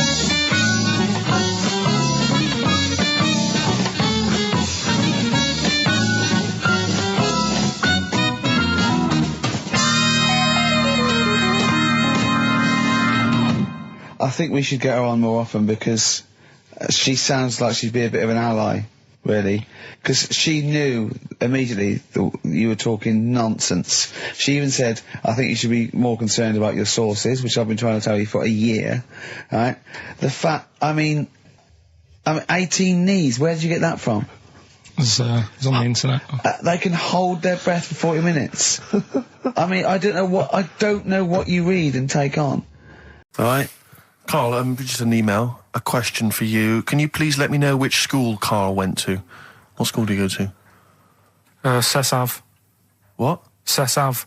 Cessav? Yeah. What does that mean? It was on Cecil Avenue.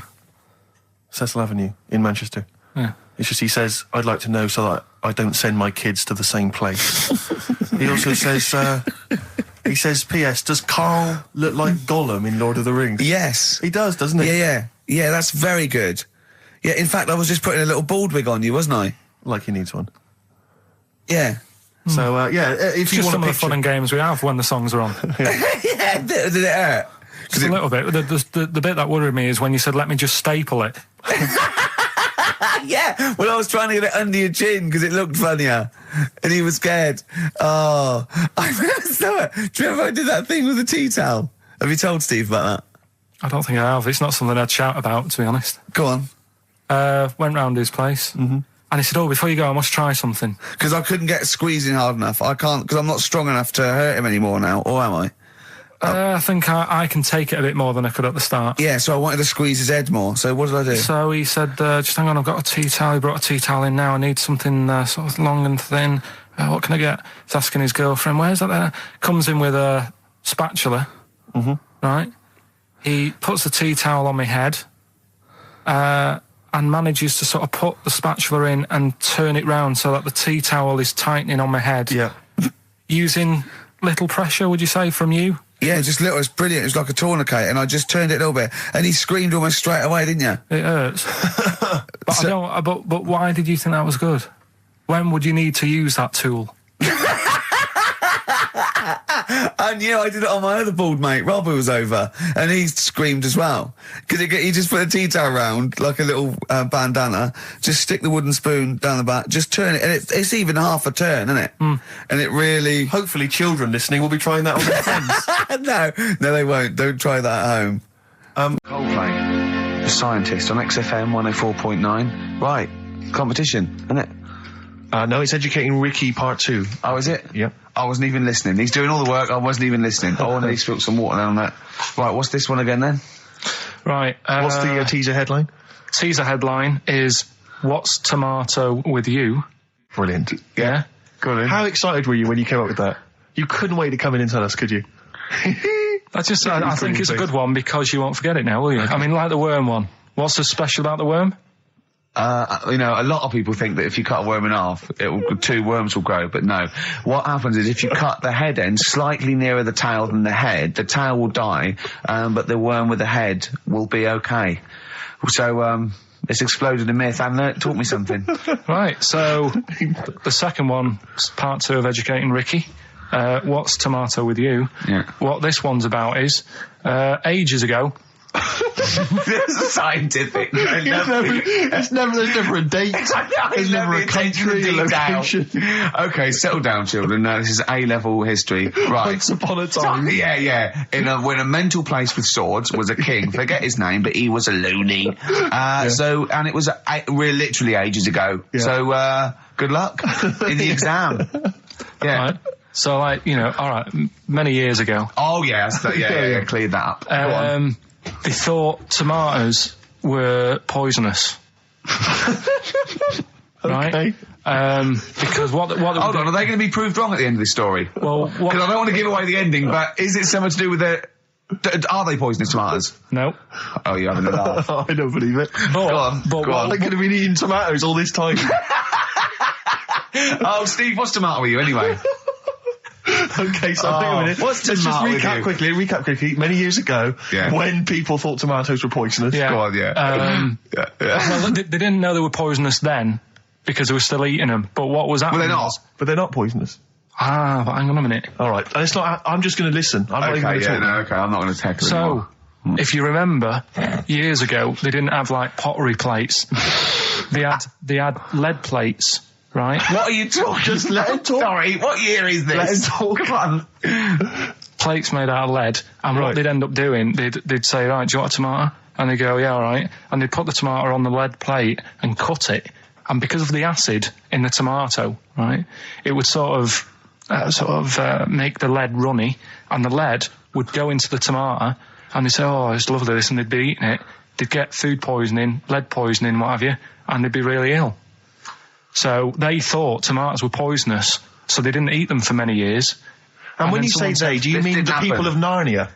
Yeah, this didn't happen. Where was this happening? Sort of in Britain and that. You put him on the spot there. Oh, I hope there's no uppity pupils at this school when they go, what do you mean, sir? Oh, if you're going to... Oh, I'm fed up with you. Do you understand? No. So the No, you've got... No, right, okay, first of all, Karl, where'd you get this information from? Where 14 did I get times that? as well? Do you know... You can't remember? I don't know where I got that from. I don't know where I got it from.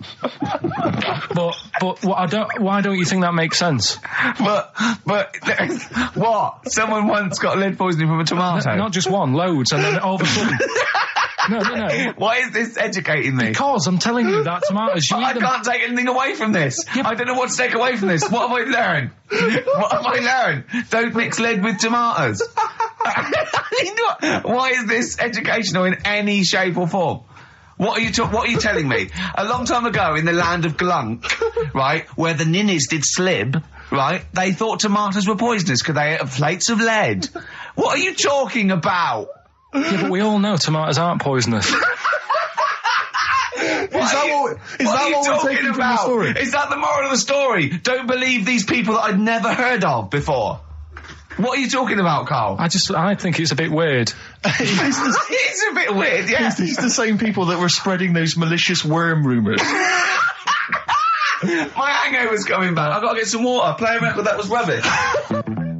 Right, nuisance is a bit of a nuisance. Yeah. Apparently, the old fella who used to hang people. Yeah. He used to be able to tell somebody's weight just by looking at them. Right? That's a bit of a bonus fact. We'll be the judge of that. The thing that I wanted to tell you is money for old rope. Do you know what I'm saying? I can't even be bothered. Yes, you're going to tell me now. Come on, Karl. Right, I mean it. Basically, money for old rope came from the... right. What was all that about? You can tell someone's weight. What was all that bonus for? fact. And blind blessed shitting himself. What are you... What? Look at you... No, tell me that now. You nearly made me swear then. I'm getting really annoyed. I'm getting really annoyed now. Tell me this fact, Karl, or I'm going to go mental. Come on, Karl, time's running out. More that people years ago, when people used to be hung, right? Right. If you didn't like the person who's been hung, you'd go, God, I really don't like him. And so you never forget the Because time. even if they're being hung, we take that as read. Yeah. So they never forget afterwards to get the hangman to get the rope and to cut it up into little pieces, and he'd sell them. He'd sell the little pieces of rope to people. See, Karl, that's the most interesting thing, if it's true, that you've come up with. Right, okay. And so so they sell the rope? They sell the rope, and it's money for old rope. Money for old rope. Meaning, like, God, it's easy to make money, all they have to do is cut it up and sell it. I'm cynical. I'm not so convinced Listen, now. we're really tight. We haven't even got time for a last track. We've got an ad break and we've got to give out... Okay, do the answers then. This is ridiculous. So, Steve, do you want to pick a winner? I've got a winner when you give us the answers. Okay, so the first clue was that army has got some well nice trenches. Yeah. That was DW. Who's that? Dandy Warhols. That's brilliant. That's brilliant. All right. That's good, yeah. The second one, the top of them curtains are wrecked, all the material is worn. Yeah. HV, that's Holly Valance. Oh, he got a phone call for a woman saying I haven't heard it, and he was talking to her off air, and she went, what is it? So-and-so them's curtains. She went, oh right. He said, you know the thing around the top of those curtain is a palmet, not a valance, and he went, cut her off. Yeah, but my auntie's always making balances on everything. I'll tell you about that next week, right? I'm looking forward to that. Right. Is this the one that farted for 5 minutes? Yeah, the very same. Yeah. Right? So we'll talk about that.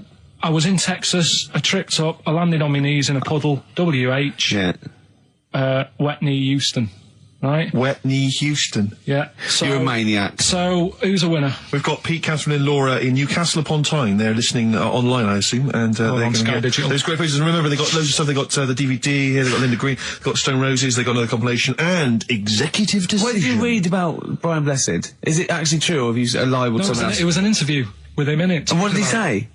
Come on, what did he say? He said I climbed Everest and I played of it with me belly. Let's talk about it next week. We've really run out now. Oh, you're a fool. Have you got some educating, Ricky, for me? Got some education. I need some education, Karl. That's I kind of desperately need some education. I want to learn about Chinese kids that are born hairier than average.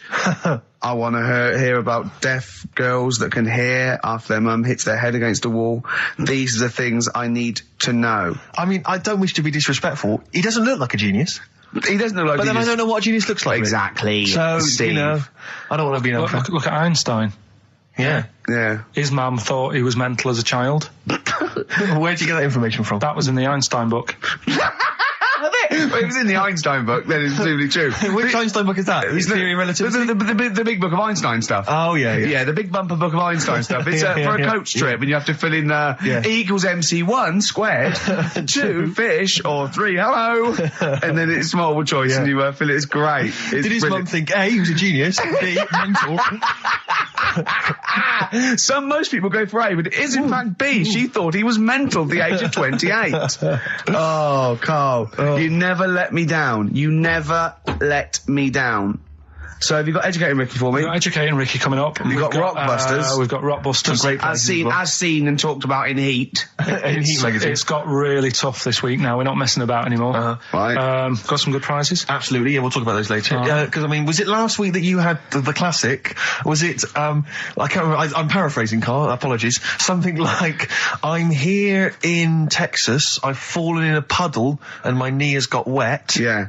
Whitney Houston. Whitney Houston. Yeah. And also, it was last week when there was a little bit of confusion over the one for Holly Valance.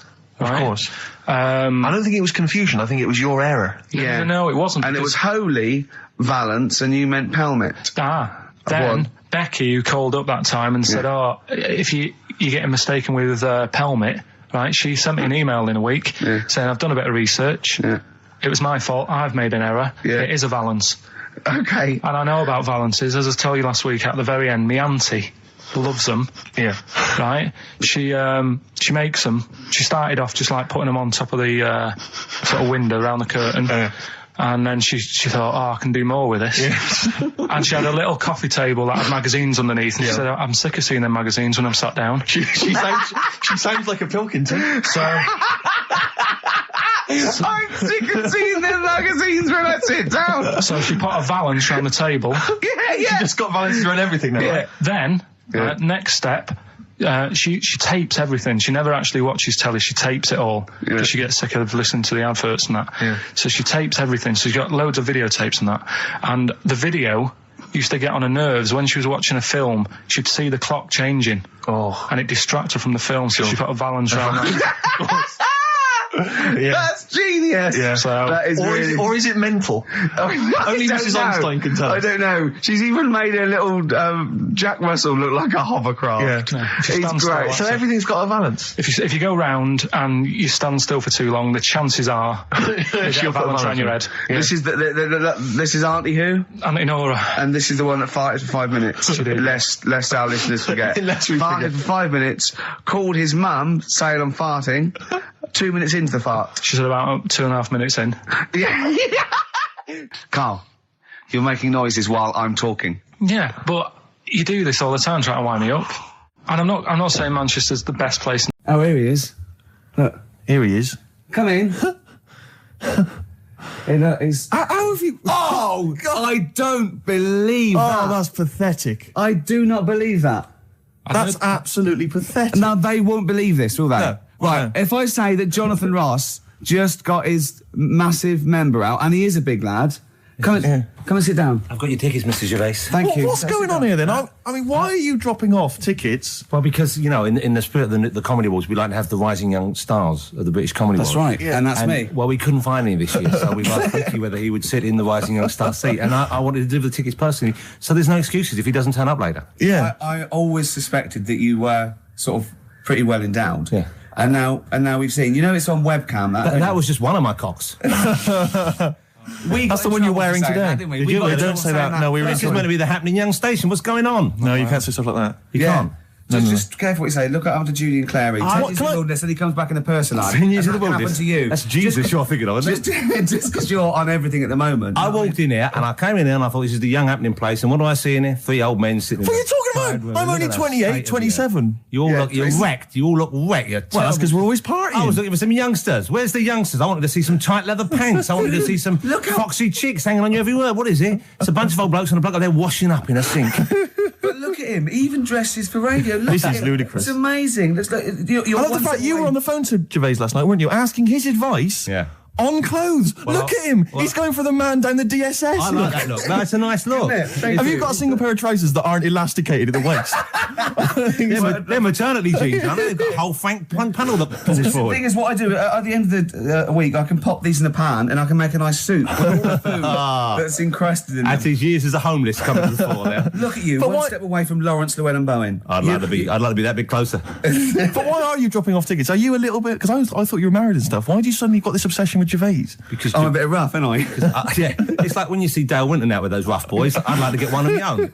When a top celebrity in a lovely looking suit walks down the corridor with his penis out. Yes. Yeah. I know that I'm still attractive. You know you've arrived. I was inaugurating the same way. For me, it was Des O'Connor. It's like it's the passing on of the baton, if I may use that euphemism.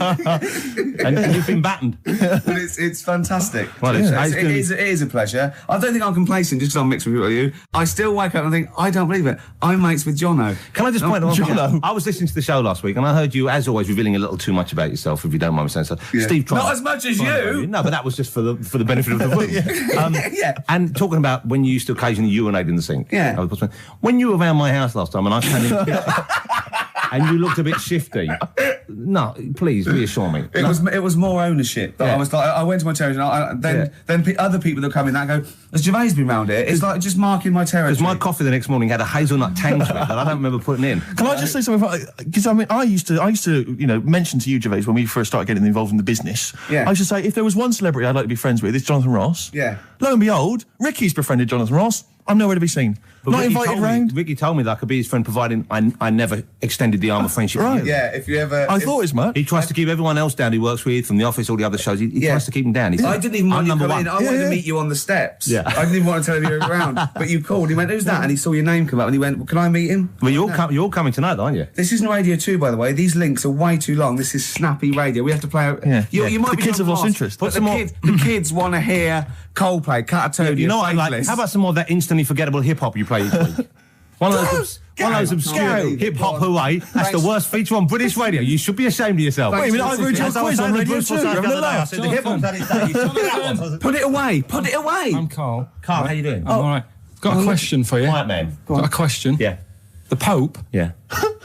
What semi-precious stone does the Pope wear? That is easy. Go on. Topaz. Is that the right answer? I don't know. I might have wrote it down. I'm really sorry, Jonathan. It's not what he publicly admits to, but I have to know because I was hanging out with him at the Groucho one night and he was saying, oh, look at this, look at that topaz, go and buy that, look at that. Vatican City. Look at that, we can make a nice ring out of that, he said. Didn't go anywhere, but thanks for asking. I better go, I've got to go and buy some winkle pickers. Thank you very much. Okay. Enjoy Nice to meet it. you, Stephen. Yes. Carl, I wish I could say it'd been a pleasure, but actually it was quite creepy. See you later. Yeah.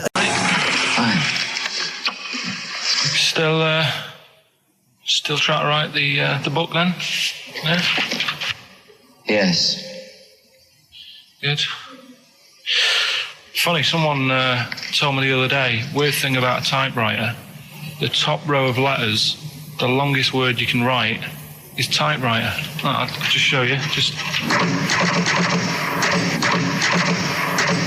That's weird, isn't it? It's just the typewriter being... You're not in the mood, are you?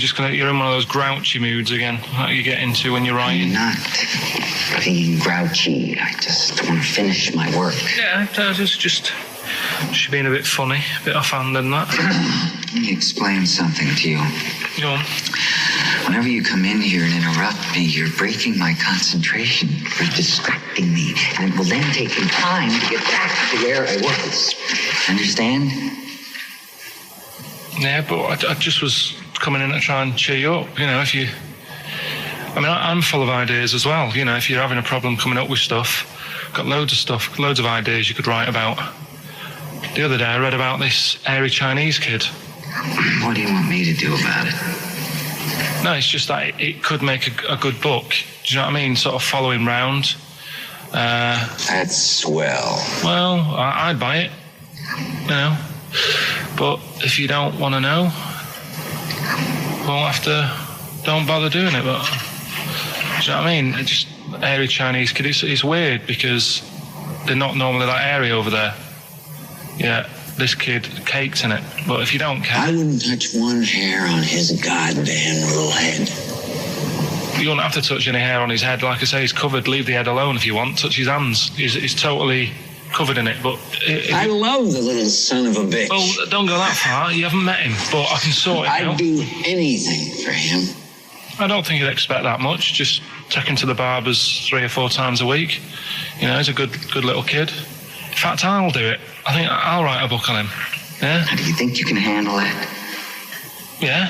You're not too busy, are you? Well, yeah, I'm pretty busy. I've got to sort out some monkey facts for the show this Saturday, but I reckon I can still... Why don't you start right now and get out of here? All right. I will. You're going to be like that? Couldn't borrow a pen, could I? See you later. There you Haunting. go. Haunting stuff there. Karl Pilkington in The Shining. You know, in the film, Jack Nicholson goes crazy because the suggestion is he's maybe possessed by demons that maybe are in the hotel. But, you know, if I was stranded in a desolate hotel, removed from all human contact with Karl, I'd go mental with an axe without being possessed by demons. That's more chilling to me, trying to get some work done and you keep wandering in. I'm trying to get Karl to spend a couple of days in the caravan with me, just for the hell of it. And he won't. I've offered him money, won't I? I think it'd be a great laugh, won't it, Karl? Oh, yeah, great. That would be terrifying. No, I want to film it. I just want to film it. Like a little video diary. There's Karl there, he's just waking up. Well, if I was stranded in that would be like being. I may as well be with Freddy Krueger and Jason Voorhees. That's more scary. The thing is, Ricky doesn't mess you about as much as he messes me about. No, you see, you've given him an inch. You've given him an inch, and he's taken a yard. 12:30 got in today. In 30 minutes between 12:30 and 1, the old bin lid on the head. He wanted to do that again. Yeah. Squeezing my head. Think he had a go at. And karate chop on the back of the neck. Yeah. All in 30 minutes. Yeah. Who else can say that? He's given me this picture, Karl, which he's got from a magazine. He loves you. I think this. I'm just losing it then. Obviously, it's not going to mean much to the listener. Oh, this is self-indulgent. It's currently available. I think it's in the current edition of Bizarre magazine, so you might want to buy that. It's not horrible, though, is it? There's a certain grotesqueness about it. Oh, it's a deformed person, isn't it? Well, to a degree, but I think what it's going to do for Karl is give him, I think for you and I, Rick, we're going to see his face light up, brighten up, like opening a wonderful Christmas gift. Oh, you know what? I think I've seen this. Is this the one with the kid with the big head? I'll be honest with you, Karl, it is. Have you seen it already? Yeah. Let me just show it to you again so you can I haven't seen it. It's like... yeah. We shouldn't be laughing at that. No, but that is like the kid who I went to school with. That is the same. That can't be the same. So do you recognise him? Seriously, that is the same thing he had. I mean, I have to say, it does look like it's been computer generated. It's so odd. Yeah. But look at the child's face. I know. Look at his reaction. Don't take another photo of me.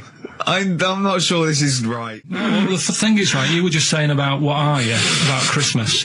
That's the funny thing, right, because in our house there's no one who's religious, right? No. My dad got annoyed when I went to church that day. He was like, what are you doing that for? Of course. I went to see a gig in Liverpool. Remember the band The Christians? Yeah. He thought I'd join some club. Yeah. I said, I've been to see The Christians. He was saying to me, man, what's he doing going out with them? Yeah, yeah. And then the other thing is, because I'm not christened or anything, my mum used to say to me, don't tell anyone that, because there's witches and stuff. I want to go back and see his upbringing. I just want to go back and see him at 7. One day in the life of Karl, age 7. Just to have 3 ghosts visit him tonight.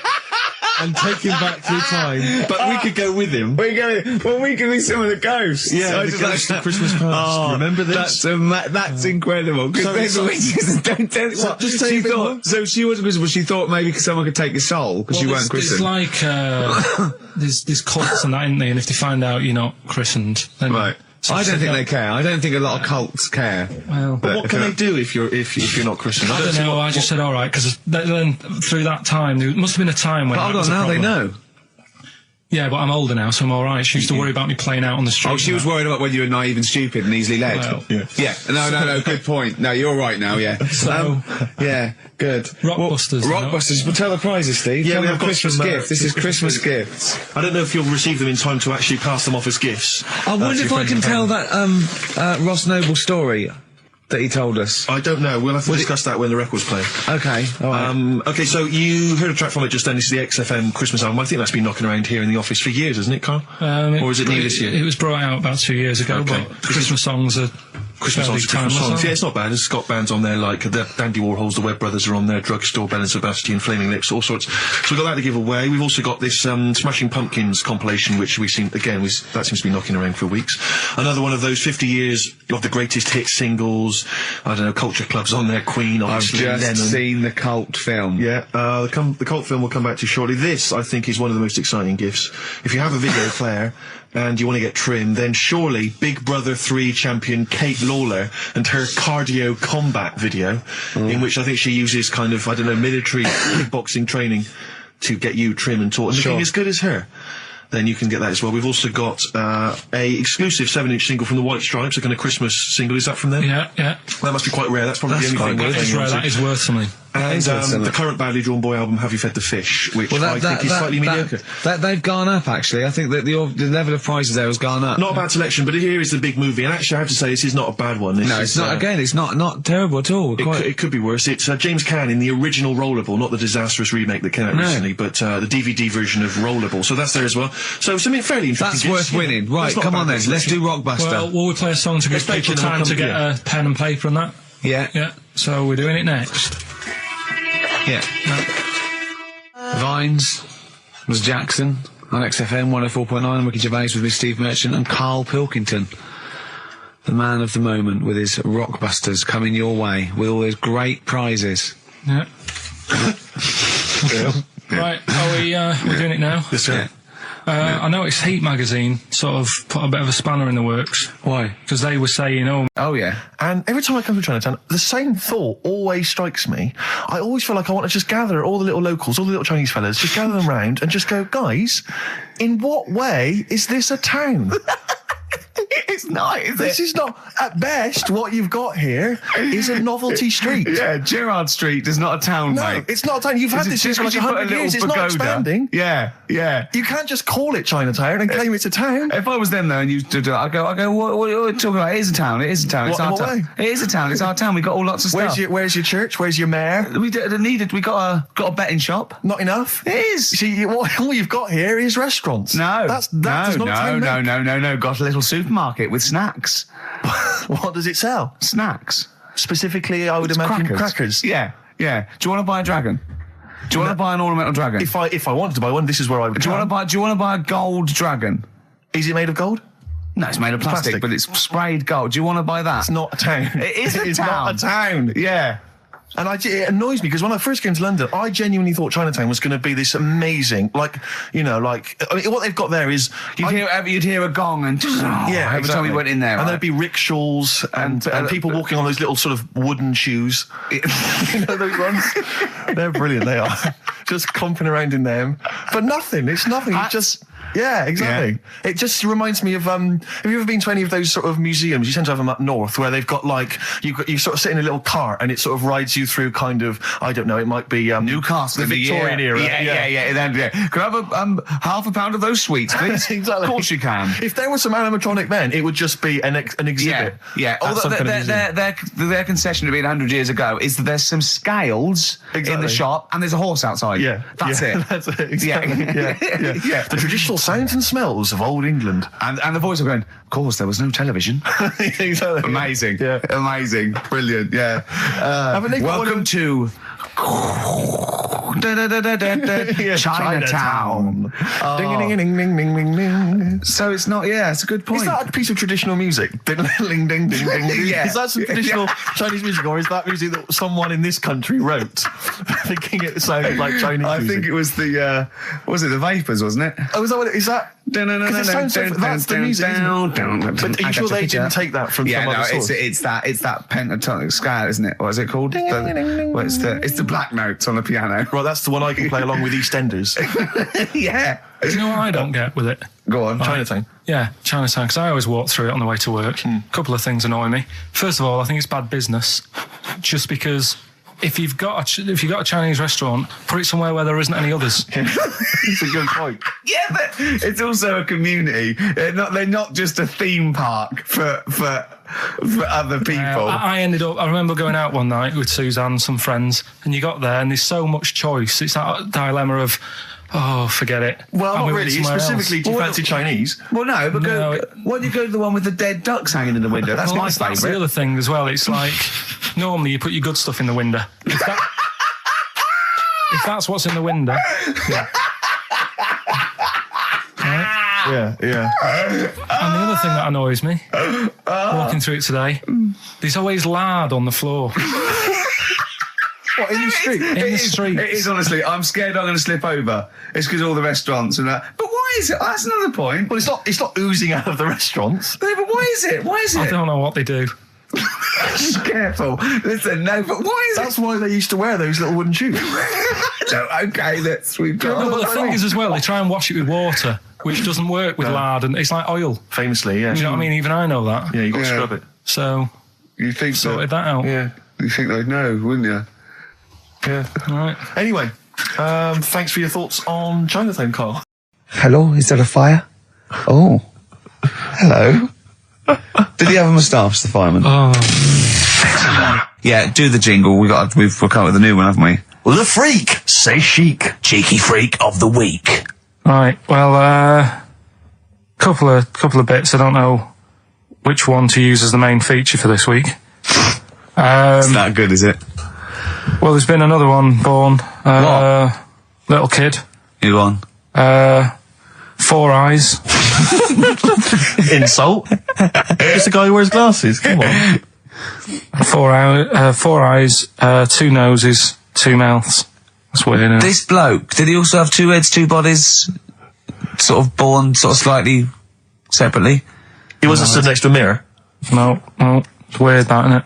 That's all you've got. I love that. That's weird. How much of the doctor said that? Well, Mrs. Parks, kid's got 4 eyes and 2 noses. Weird, isn't it? Any clues? Any clues? So that's it. That's all the one. information. Well, I'll tell you what, No, but that again- shouldn't be the main one. Okay, I've answered But your like I say, what's the idea of this feature? What do I say all the time? Don't know. I always say, think about it. Think about what that would be like. Okay. What? Giving birth to him? No. Being, I think it's a girl. Being like her. 2 mouths. 4 eyes. What would that be like? Mad, innit? I don't know what this feature is. I don't know why. Good, we've settled that then. Go on. The titles that are meant to sort of pull you in. Yeah. We've got, what was it? Stocking, Aitken and Waterman. Yeah. You've got It's Not His Vault. And Get a Load with This. Get a load of this. So, which pun do I pick first? I think I'll go for get a load of this. Get a lobe of this. Yeah, get a load of this, yeah. Well, that's a story about a girl who she was deaf, right, for 4 years, and it happened quite a bit back this. What year? Or was it? I think it was ages ago, was it? About quite a bit back. She was deaf for about 4 years, having an argument with her mum, it said, which I didn't quite understand, because I don't know how they do that. Yeah. But she was having an argument, and a man pushed her against a wall, and she banged her head, and her hearing came back. Okay. Was she wearing a Walkman and it fell out? And she'd realised, There's no explanation. There's no explanation. Well, why is that teaching me something then? Right, so I knew you'd say this, right? So I thought, right, I'll stick something on it. Do you know that bees are deaf? No, you can't just, no. If you ask someone something they don't know the answer to, they don't tell you something else. Just, I'll tell you something else then. I can't answer that, I'll tell you something else. Imagine that, if you asked a teacher. Look, how do birds fly? Wow, if you're going to do that, tallest building is, I mean, what? Well, That was the equivalent, Carl, of running away when we asked you a question. Yeah, the intellectual equivalent. Look over there, there's a monster. Yeah. Listen, what do you mean? What she? Okay, so So her there's hearing no came back. explanation. There's no explanation, or you don't know. well, there isn't one, is there, really? It's a bit What? weird. Did the only did thing the doctors not look into it? No, I think they just said, oh, that's good. But, so again, I don't. Where did this information go? Is that if you read this on Is the net? that Is that it? all they put on There the was net? once a deaf woman who hit her head and she And her could hear. hearing came back. It was bizarre things about being deaf. Was there And- three Yeah. was there I've sort got of, that book. Yeah, it's a good book. That was there 3 Yeah. more pages you just couldn't be bothered to read on? Yeah. No, it was just a little bit. And it Was there a said- little picture, a cartoon picture? No pictures, I just And we read going, it. ow, Look, ow, if you I don't can want to hear. know, if you don't want to learn, you know. Yeah. Okay. It's not his fault. Let me have It's Not His Fault. You got to save this. This has got to teach me something. It'll be an interesting story. Right, it's not his vault. This fella, Yeah. What year? Ages ago? Olden times? I'd say in the 70s. Okay. Would you? Any evidence for that? And, Does he wear flares in the story? Right. Is that It's- your reason? no, it's a bit like Yuri Geller, this fella, right? Where yeah. he's electric.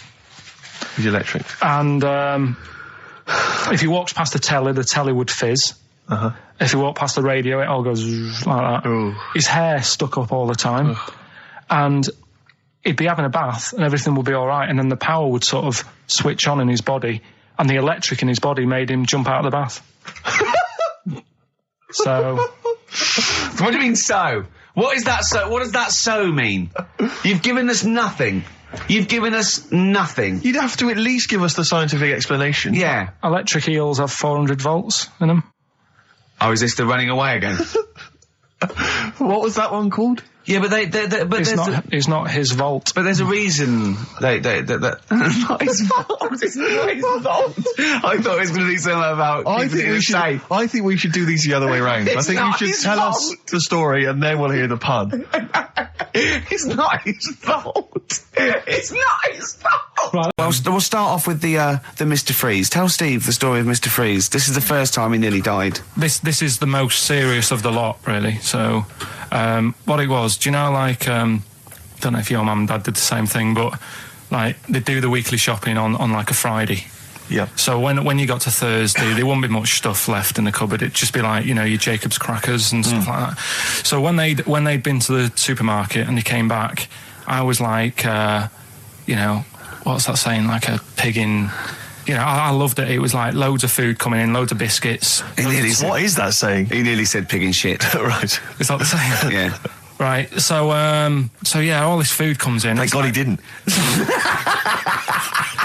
Otherwise he'd have been in trouble. That's true enough. Because he's culpable for our actions because he's the producer. So technically, that twat's in charge. Go on. Right. So anyway, so there's loads of food, and I'm like, oh yeah, look at this, and chocolate biscuits, and you know, penguins and stuff. Bacon. And bacon. Just in case, you never know. So anyway, my mum and dad's putting the food away. Me and our kid are like, he's already grabbed something, gone back upstairs. It's like feral children. it's like a quest for fire. And then they run upstairs. What did you sit under the bed, gnawing at some sort of pig's trotter? So I saw, do you remember Mr. Freeze Pops? I do, yeah. So they're kind of like popsicles, icicles. Yeah, but really long, like a foot long, right? Yeah. So I thought, I'll have one of them. So I grabbed it. Went for the nutritious stuff first. Absolutely. And like my mum and dad are putting this stuff away and what have you. And I rip it open and knock it back. Right, straight away, just right back like Swallow that. Swallow it, yeah. But it went down the wrong way, right? So down your shirt? So I was like, oh God, I can't breathe. And my mum and dad didn't even know what I'd ate. Do you know what I mean? I ate it so quick. Yeah. And I'm sort of tapping my mum on the back, going, and she's going, oh God, you know, he's choking again, because I was always choking. If it was one thing, I don't know if I've got like a small throat, but I mean, even Ricky knows I can't drink that much, can I? Yeah. Do you know, or eat pebbles. I'm not a quick drinker. I'd always, I think I'm scared of like swallowing stuff. Yeah. And it was like bottle tops and mint imperials and stuff. I was always choking on stuff. Oh, jeez. So anyway, she's going, oh God, what's he picked up on it now? Drop it. So, and hit his nose with a stick. So I was going, I'm choking. At this point, my dad had I think he'd put his share away, you know, his food away, and he'd gone his share. I love it. Yeah. He'd gone to watch like Winner Takes All or whatever in a lounge, and I was in the kitchen, and I was starting to I didn't care anymore. Do you know what I mean? I just got to that point where I wasn't struggling anymore. You just thought, I'm done for. I just was falling to the ground. And my mum's going, you know, get in here, I think it's serious. And my dad comes in and sort of starts shouting at me, saying that's what you get for being greedy. He didn't even know what I'd eaten. Well, it was the moment to teach you a lesson, certainly. So he's there like that, and my mum's going, oh, look at him, and my lips were going purple, and my eyes were rolling into the back of my head. You look like Marilyn Manson. And so anyway, she grabbed me from behind and did that fireman thing. The Heimlich manoeuvre. Yeah. And, you know, winded me. And it came up, and I was all right. What, the whole popsicle came flying back out? You see, that's what I don't understand. Because there was nothing there. No, just a little bit. No, it swells up, doesn't it? Because it irritated it. So it went down your sort of like your epiglottis. It went down the wrong way, like it went into your air canal instead of your throat, and it sort of spasms, and that's the fear. You just got to calm it down and relax. So in time, I would have been all right. Yeah, anyway. you don't. Well, no, you might have. So that's so hang on. So, but no. But the weird thing is, for 3 days after that, I felt like a sort of special person. I went to school. And what's that? I'm saying nothing. I did full days. A special needs person. Yeah. I went to school the next 3 days after that. I didn't like wag it or anything. I did full days. I love that. 3 days, turn over a leaf. exactly. After 3 days, you thought, screw it. Yeah, did a quick history exam. Right, next one. weird. That's popsicle. That's popsicle hell. That theory, actually, right? Do you know how I've said before about babies, right? Yeah. But like little old people. Yeah. There was no, Another of the great theories. no. The fact that you're born and you sort of you got no teeth, you got a little bald head, you can't control your bodily functions and that. Sure. Then you get to like. Sorry, you're describing yourself? Yeah, I was saying, you've got a dangerous No, ground, I'm aren't just you? saying that's how you're born. Yep. Then you get to about 70 or whatever. Yeah. All that starts to happen again, doesn't it? Right. Yeah. Now, there was a story in America about, just backing this up again, 70-year-old fella, 70-year-old fella, okay. little bald head, Yeah. right? Probably no teeth, and that, Probably, yeah. nappy and that, right? Yeah, probably, yeah. Goes into, A lot of 70-year-olds pop the old nappy on your 70th birthday, take your teeth out. Goes into an off-licence to get some beer, doesn't get served because he didn't think he was old enough. Right. Okay. Right, okay. Wait. Carl's back. Carl's back. Wait a minute, No, I'm sorry. okay. So they thought he was Right, a okay, giant forget it. baby that Right. had walked into an Forget office. it. Weird, isn't it? Steve, forget it. Carl, please. I Forget need it. Carl to answer. No, that's the story, but it's weird, isn't it? That's It's what not I'm true. saying, it just backed up The my guy argument in an again. off-licence thought that a giant baby had waddled A into an 70-year-old off-licence. wrinkled baby in an overcoat, sucking Werther's Original, smoking a pipe and going, I can't believe it. Builder's in the flat. He's been annoying me. Of course he has. Of course he has. What's he been doing? When he turned up on Monday, right? Yeah. Wanders in, and the first thing he says to me is, said, the pub across the road, is it any good? I said, well, it doesn't matter, does it? You're working on the kitchen. Think of saying that to a builder. Probably making conversation. Probably meant, do they do a toasted sandwich? Because I've got a half-hour lunch break, not an hour, like Karl Pilkington. So I'll probably then get a nice, cheese and tomato sandwich. Is that packet of crisps. genuinely what you said to him? Yeah. The first thing you Yeah, said so to him? Suzanne had to go at me saying, why have you said that? He hasn't even started on it yet. I cannot believe that. You're unbelievable, Carl. And you say it's us that are rude, crass, I wasn't being thoughtless. rude. I just was letting him know. Do you know what I mean? I know what He they're up knows to. what he was there for. He had it down on his little docket. Do the kitchen this week. Yeah. He didn't come there and go, what did I come out for? Was it to go to the pub for a week? Why am I wearing these overalls? Yeah. Who's the little bald mank twat insulting me? Let me just check. Let me call the head office. I wasn't having a go though. I mean, they should have finished it yesterday, and they're Yeah. there now, right, Yeah. on their own. And what annoyed me is they turned up late today. Hold on, Karl. I've just realised something. They're probably listening to the radio. This, I assume, tuned to XFM, isn't it, in your kitchen? Yeah, but they don't know it's me, do they? Do you know what I mean? No. They'd go, he's got a whiny mank voice as well. So's the bloke who owns this place. And the bloke who owns this place, when I said, what's that pub like across the road, said, well, you won't be bothering that. He's working on this. No, he won't be able to put two and two together, will he? You've suddenly, the penny's dropped, doesn't it? You've suddenly realised. Look at his face! Yeah. He's suddenly realised they might know it's him. And they could be listening, and they're going to clean you out, mate. Oh, if you are the builder working in, where is it? I won't say the address, but it's, Central London, isn't it? yeah. Go Yeah. mental. Have whatever you want. Opposite Seriously.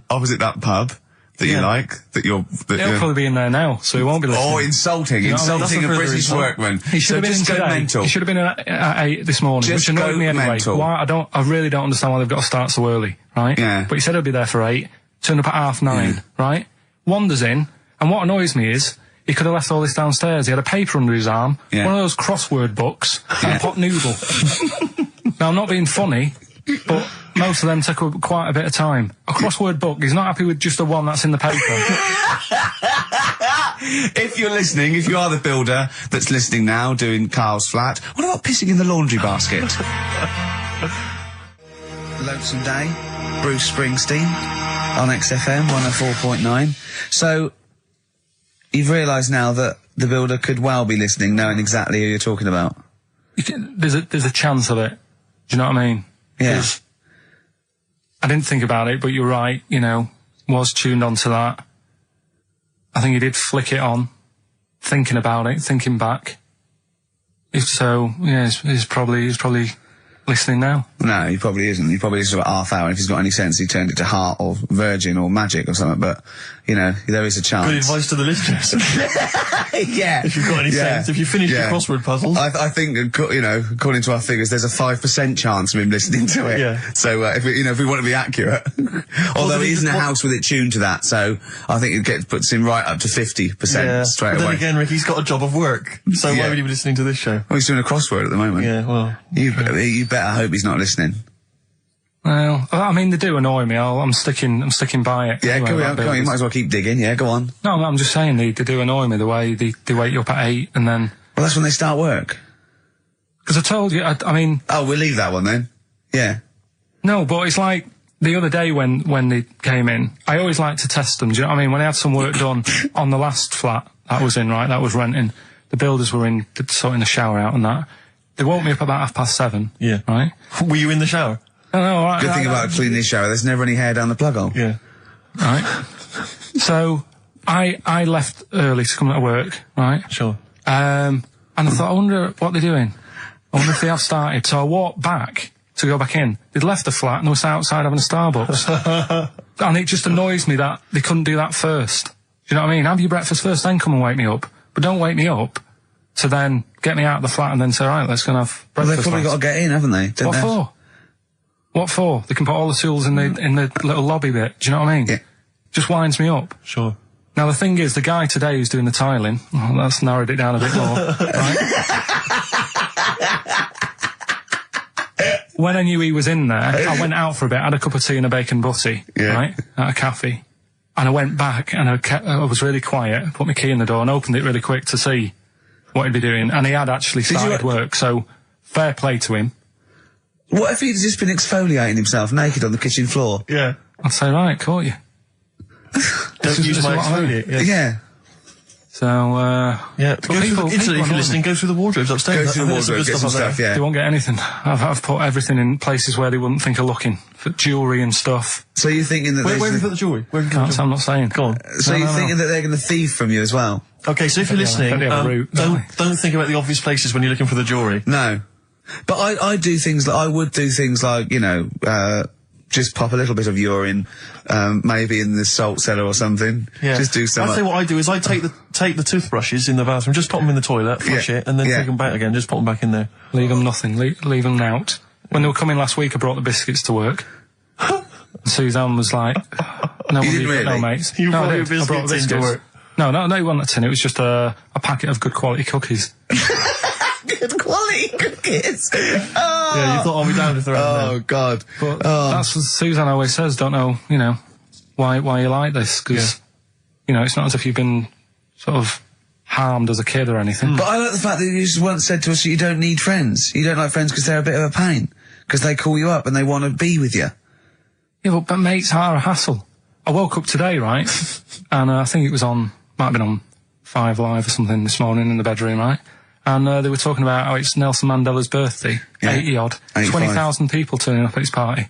I thought, I'm glad I'm not in. I couldn't be doing with that. 20,000 people. Think of the carpet afterwards. I mean, a good percentage of them were putting out fag butts on his carpet. After Tommy Walsh and Charlie Dimmer, what's her name, did lovely patio and a water feature. He's gonna come back and he's gonna go, oh, it's ruined. And what's he doing for his birthday? Karaoke? Chinese meal? Bit of karaoke? I wonder what Nelson Mandela's birthday party is like. Big cake. Bit of an enormous cake. Yeah. The Spice Girls jumping out. Yeah, the Spice Girls, isn't it? Well, everyone. I don't know. Yeah. We are the only 3 people that hasn't met him. I thought everyone's file would have been in the cake. Yeah. Yeah. Just in case, you never know. And, if Winnie calls, I'm not here. Have you not invited her? No, of course no, definitely not. Poor Nelson. Happy birthday. How old is he? 85. Oh, well done. No, God bless him. God bless him. Oh, 85 today. Oh. Right. Do you in the week? You just hide in your little sound booth thing and you really don't talk to anyone, do you? Much? Not really. No. I mean, you might call up. Yeah. But no, I keep myself to myself. Yeah. Then you don't get bogged down in the office politics and stuff. Yeah. Is there a lot of office politics here? I don't know. I don't get involved in it. Oh, yeah. proved your point. So when we're away and we're like out of action, who, other than Suzanne, who will you talk to of the day? How will you get a sort of feedback from the world? How will you get sort of like input and... I always, if ever I've got like a question on anything, the internet's sat there and I can just go online and find out. The internet is good. It's brilliant. But it's not all verified. It's not all necessarily factually accurate. Anyone can put things onto the internet. It's it's freaks and things that put on things one, right? like... Here's one that I read in the week, right? Go on. About this woman. Yeah. She was a bit of a punk. And to get her hair done like she wanted it. Super glue? Right, no. She got lard. Apparently it's a popular thing, you might know. Put lard on your head. Yeah. And you put it in the oven. Now, apparently the heat that you get from the oven is different from the sort of heat you get from an hairdryer, right? And she had to do that to get the style that she wanted. But anyway, she comes into some money or whatever, treats herself to a microwave, right? It's not true. Opens the door, jams the things, like the little catch, so the microwave works. She jams it with a screwdriver or a knife or something. Yeah. Puts the microwave on, sticks her head in, boils her brain. Don't be ridiculous. Right? Well, why is that ridiculous? Boils her brain. She boiled her brain. She boiled her brain. And this is what's good about the internet. I went straight from that, and there was a subject about brains. And do you know that Russell Crowe, when he dies, is given his brain to charity or something, some sort of... some people who can do stuff with it. She gave hers to Pot Noodle. Vesta. Yeah. Oh, That's boiling a the sort of skull. Yeah. It's not true. It's not true, Carl. Just urban myths. Someone made it up. Yeah. For a laugh.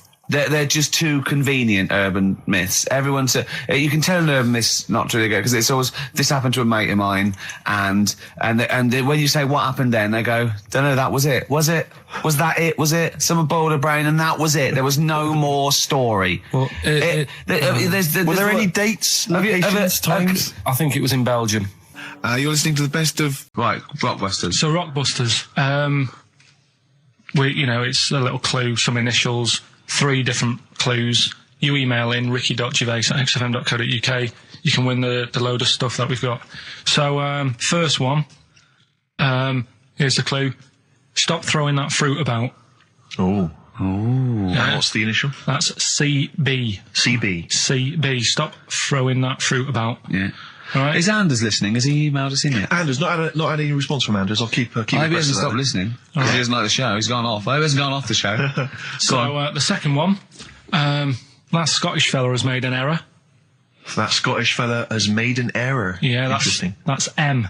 M. Right, that Scottish fella has made an error. Right. Okay. And the last one, God, you can make a right load of toast with them.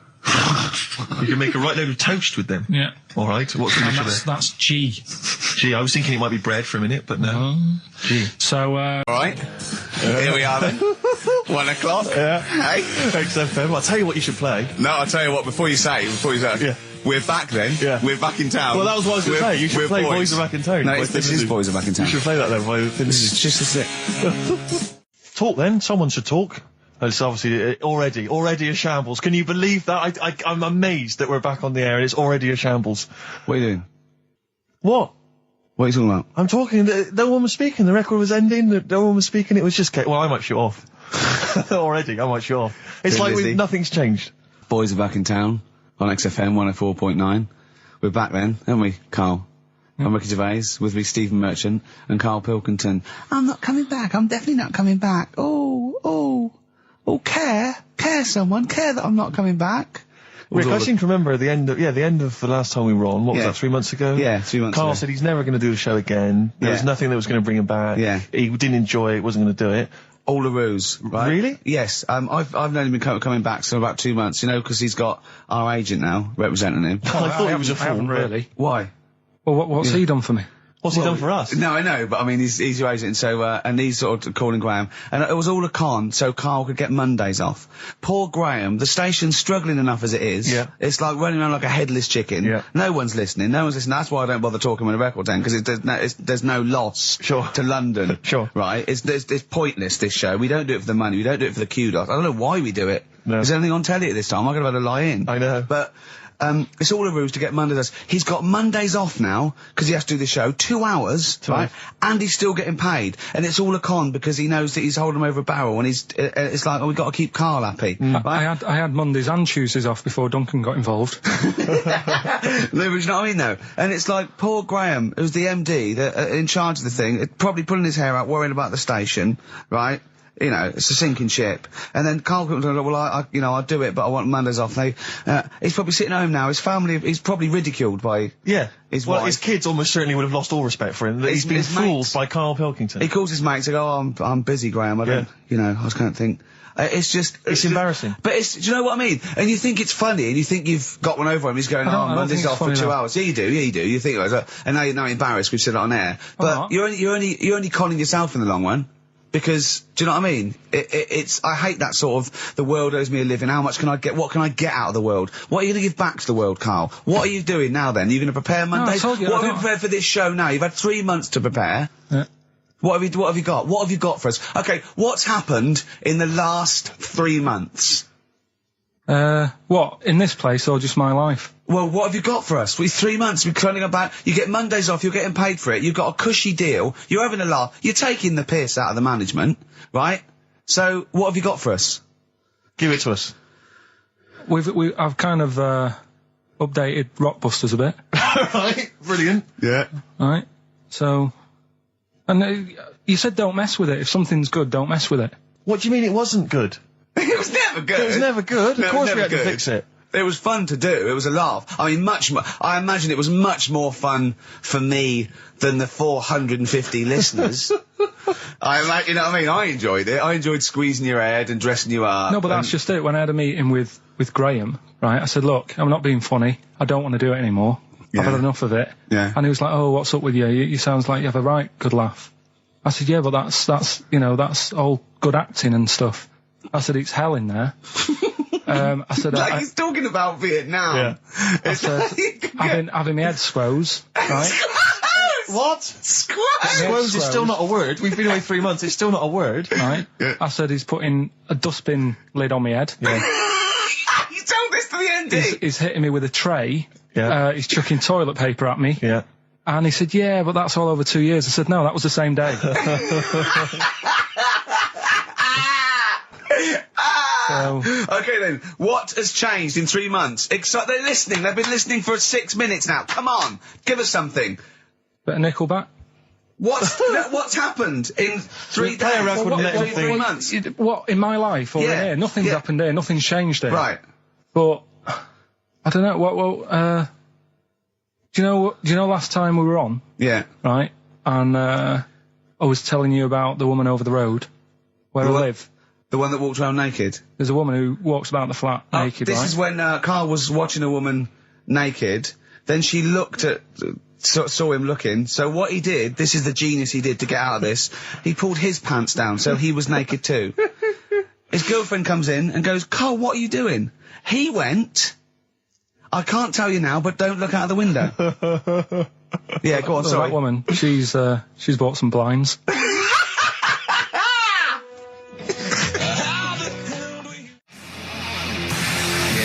Darkness. I believe in a thing called love on XFM 104.9. I'm Ricky Gervais. You're Steve Merchant. Sure. That's little Karl Pilkington over there. Where is he?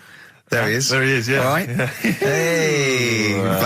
Back together again. The old gang. Yeah, it started last week. Yeah, I think triumphant return. I think it went well last week, didn't it, Karl? Good show, wasn't it? You loved it, didn't you, Karl? Brilliant, right? Yeah? Yeah. Now, you weren't speaking to Suzanne last week at this time because you said she had a haircut, probably quite an expensive haircut. She's a lady in media. She's got to look good. She probably doesn't go to the barber like you or just shave it at home. Probably spent quite a little bit of money on it. She came home. She thought, well, my sweetheart, my lover, my sweetheart, you know what I mean? The man in my life is gonna is going to love this. Well, he adores everything about me. He's going to love my hair. She walked in. Hello, Karl. All right. You look like Dave Hill from Slade. Is what Hugh said to the poor woman. And then talked about it on air. She was furious about that. So what did you do? Karl?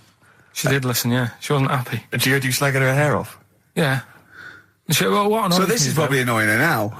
Well, no, it doesn't matter. We can do a lot today because she's at work.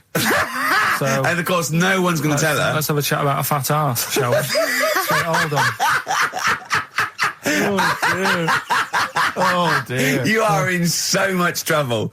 That's... Look, he's realised he is a little bit worried. Oh, didn't you go and buy her a coat or something?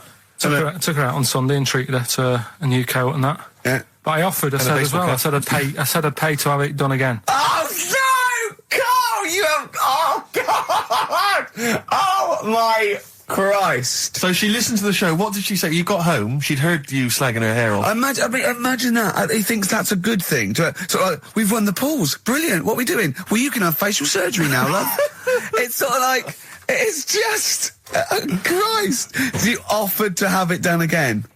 Unbelievable. Yeah. But I got home and she's like, being moody with me, right? Yeah. You thought something's wrong, so you must have listened to the show when I was slagging off her hair. Well, his first thought was she's probably looked at herself in the mirror. She agrees with me. Yeah, that barber's been round again. Yeah.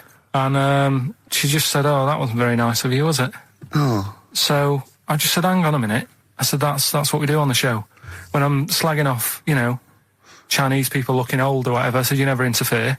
Sure. I love the fact... She's got to get her priorities right. I love the fact that she's in the same queue as a billion people you've never met. Yeah.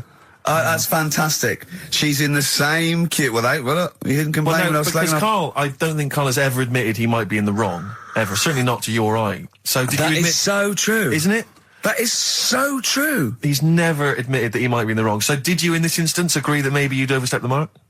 No, I just said she took it badly. Do you know what I mean? It's only a haircut. Yeah. Yep. Well, See, you haven't seen it, so you can't start interfering on this one. No, okay. No, I haven't seen it, but I very much doubt she looks like Dave Hill from Slade, who, if I'm, unless I'm mistaken, used to cut his hair with garden shears blindfolded. Well. So, you know what I mean? And did her teeth stick out and she started to speak with a Brummie accent as well? I've got used to it now anyway. And so did you bought... So at some point you came crawling back and you said, do you want me to buy you a coat? I just said, let's leave that. Let's go out and have a good weekend. Sure. But get your hat before we go. And treat her to a new coat and that. It's a nice coat, so people will look at that rather than looking at the head. So does it do flash? It's got obscenities across the back. If anyone who knows Karl's girlfriend is listening... Tell her. And maybe you're a work colleague and you're listening to the show. Because I think this is terrible. Get her to phone him now. Get her to phone him now. I mean, get her to phone on the XFM number. What's the fat arse complaint line? Because you are in deep shite. That's Michael Stipe and his boys from Rapid Eye Movement. Bad day. I hope you're not having a bad day. It's Saturday. It's 1:05. I'm Ricky Gervais with me, Steve Merchant and Karl Pilkington on XFM 104.9. Big up and a big thank you to Alex Zane for the last 3 hours. News. Right, well, this one, it's... I'm not going to take the credit here. I heard Christian talking about this on breakfast, right? Because it's a good story that happened. Basically, I don't know if I told you about it last week when we were having our spaghetti. But, I think you did. Right, I know what it is. I know what this is. Okay, I've not heard this. Right, there's a little midget. Right, there's a circus, I'm loving it already. Circus going on somewhere. I think it was in America. Yeah. And is that present day or old times? I'm talking like in the last 3 weeks. Okay. Right, little midget, circus, really packed out show. People are loving it. Steve, you'll ask the same question I did. I know. So there's a little midget jumping up and down on a trampoline. That's what circus is. Right. I pay good money to see it. So everyone's clapping and he's getting carried away. Because he can't believe they're loving it. I didn't know they'd like a little person on a trampoline, but they love me. But you know what it's like when, if there's a crowd of people sort of encouraging you to sort of go higher and stuff. Yeah. And I'm sure he knew it was getting out of hand. But he was jumping and he was coming down the road going, higher, and he's going really high in the air, right? So he's doing this, crowd are clapping. There's a hippo, right, just sat next to the trampoline, getting ready to come on and do his act. Oh, right, I thought he was in the audience. That's it. Getting ready to do his act, Steve. Yeah. So he's a ventriloquist. What do you mean he's sitting by the trampoline waiting to do his act? Because why does he sit in the dressing room and they go, 5 minutes, Mr. Muss, 5 minutes, Mr. Muss. So anyway, right, so the hippo's there. He's getting annoyed, is he? Because the midget's He's going, how can I follow this? This is really annoying. They're going to be, no. So he's thinking, he's already done the trampoline, my pogo stick act is never going to work. Yeah, go on. So there's a hippo waiting. See, it's a great story, and I just know he embellishes it or it gets slightly wrong. Go on. So there's a midget jumping up and down. The hippo's getting annoyed. The crowd are going mad. The midget's loving it. Can't believe his luck. Although you think he probably knows he's dicing with danger. Yeah. So next thing you know, they're all saying higher, higher. He gives it one big, heavy sort of landing on the trampoline. Goes really high, but goes off at a funny angle. Oh, hypotenuse. Okay. Yeah. And sort of flies up. Hypotenuse! Sure. Flies off at a funny angle. Ooh, dear. Hippo's there, swallows him whole. Crowd are clapping, thinking that's why the hippo was waiting there. Rubbish. Rubbish. It's not rubbish, though. But no, maybe there was an accident in a circus with a midget and a hippo, but at no point was this hippo waiting to go on, going, come on. The midget flew off at hypotenuse and landed in the hippo's mouth and was swallowed whole. This is what you embellish it. That is great. And I have to say, though, Rick, when I heard midget, trampoline, hippopotamus, I was thinking accident waiting to happen. Yeah. So... Yeah, maybe. I mean, it is that you should never put those three together. Never. It's a recipe for disaster. Everyone knows that. Midget, trampoline, hippopotamus. Are you mental? You're asking for trouble. Well, you know when he told me it, he said, and the midget. He didn't mention the hippopotamus, and he said the midget went on, and soon he fell off, and the hippo ate him.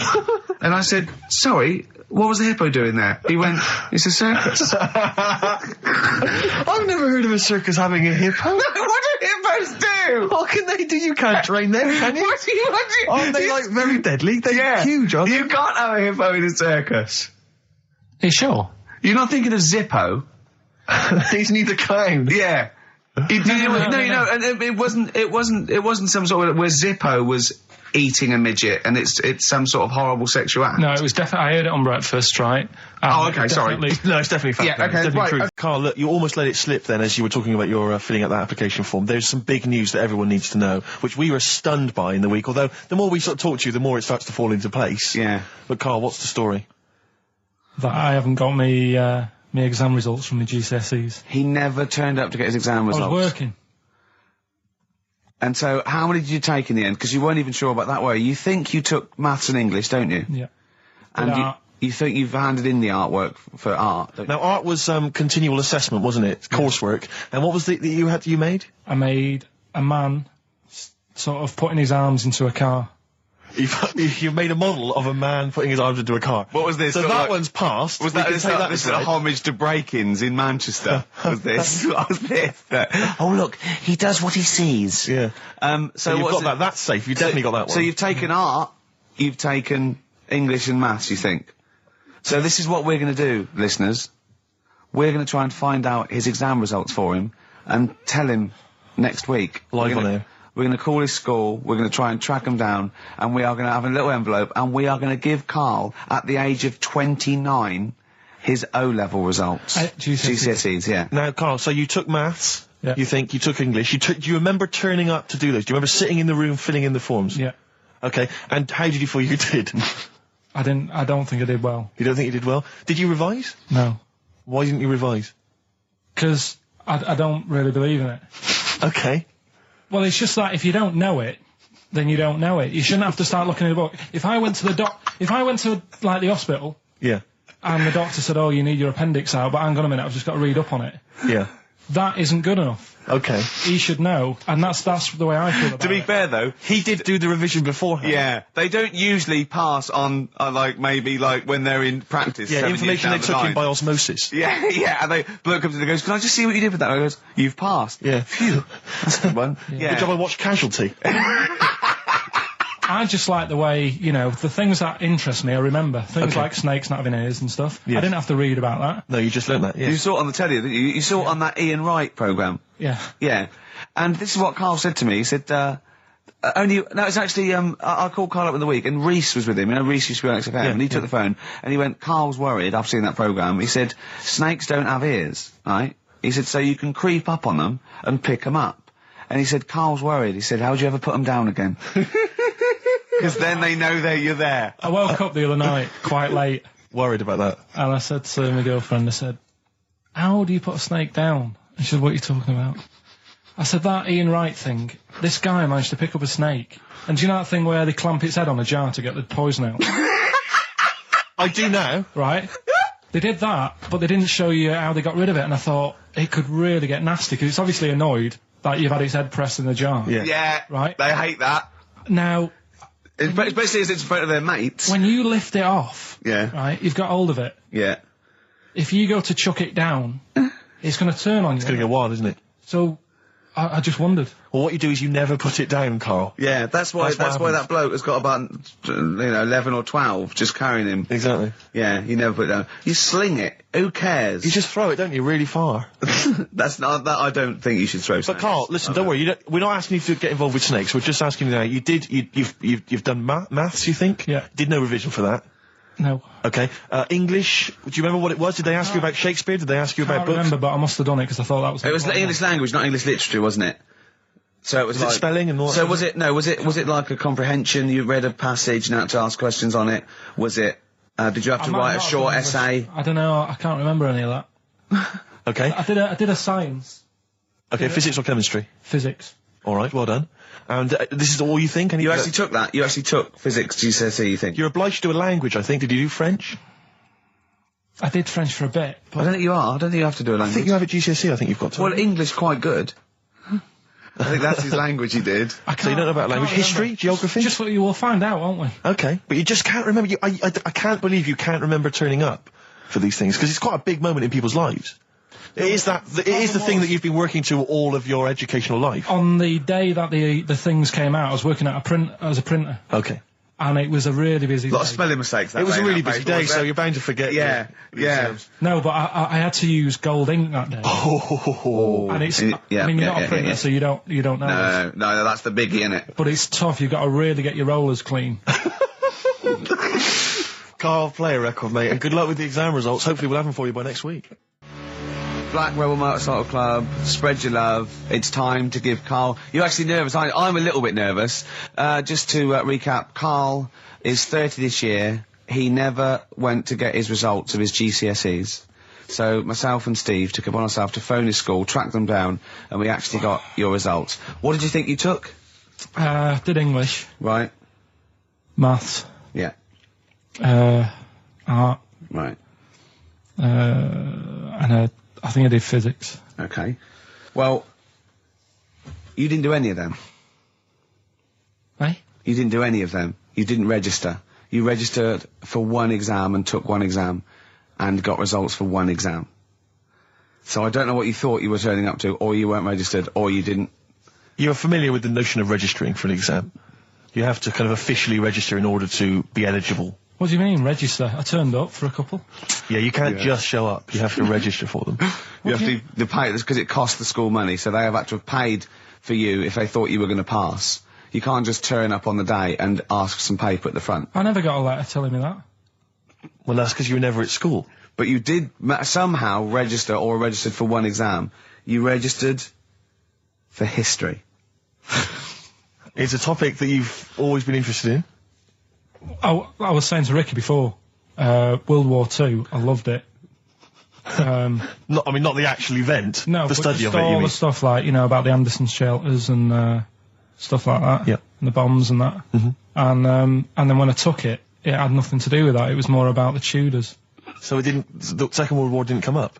You mean there was no questions about the Anderson shelters? Nothing. That's devastating. So what are you expecting the result to be?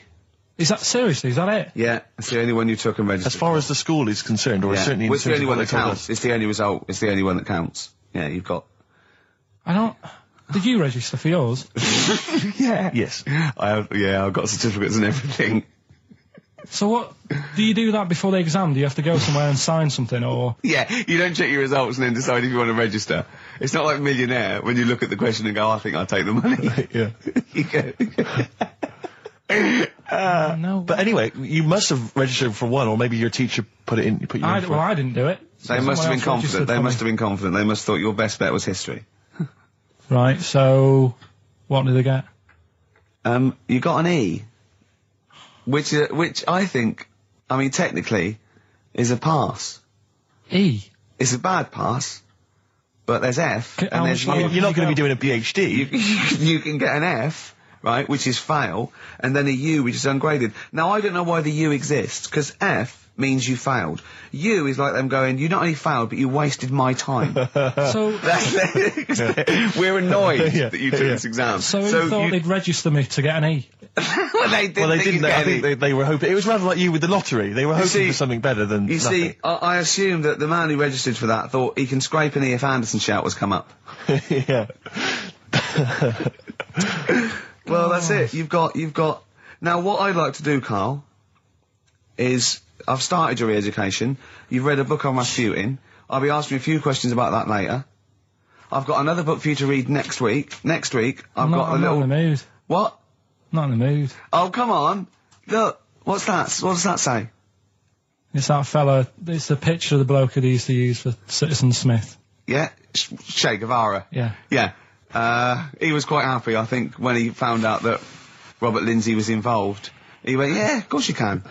No worries. No worries, yeah. What are your feelings, Karl? What do you think? Are you emotions depressed? I'm just a bit annoyed because I'm sure I turned up for more, so it just wasted me time.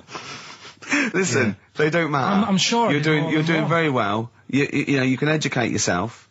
GCSEs are merely a step on the ladder to help you, not just for education, but, you know, they're more vocational than anything else. You're doing very well, and you're reading books. Don't worry about it. It's But can I not a suggest concern. something? But if you want, I'll pay for you to take history again. Karl, we'd love to see you get a C or above. And Well, we're I'll willing pay to... for you, and I'll get you some books. Right, now listen. We can, let's get, I reckon, when are the exams? June? Something like that, yeah. We'll try and register next week, and I reckon you can get an A or B. I'm history. Busy, I'm busy. In history. No, don't worry about it, it's just easy. I get you Brody's notes. If Heat magazine, they love you, Karl. They could probably sort something out.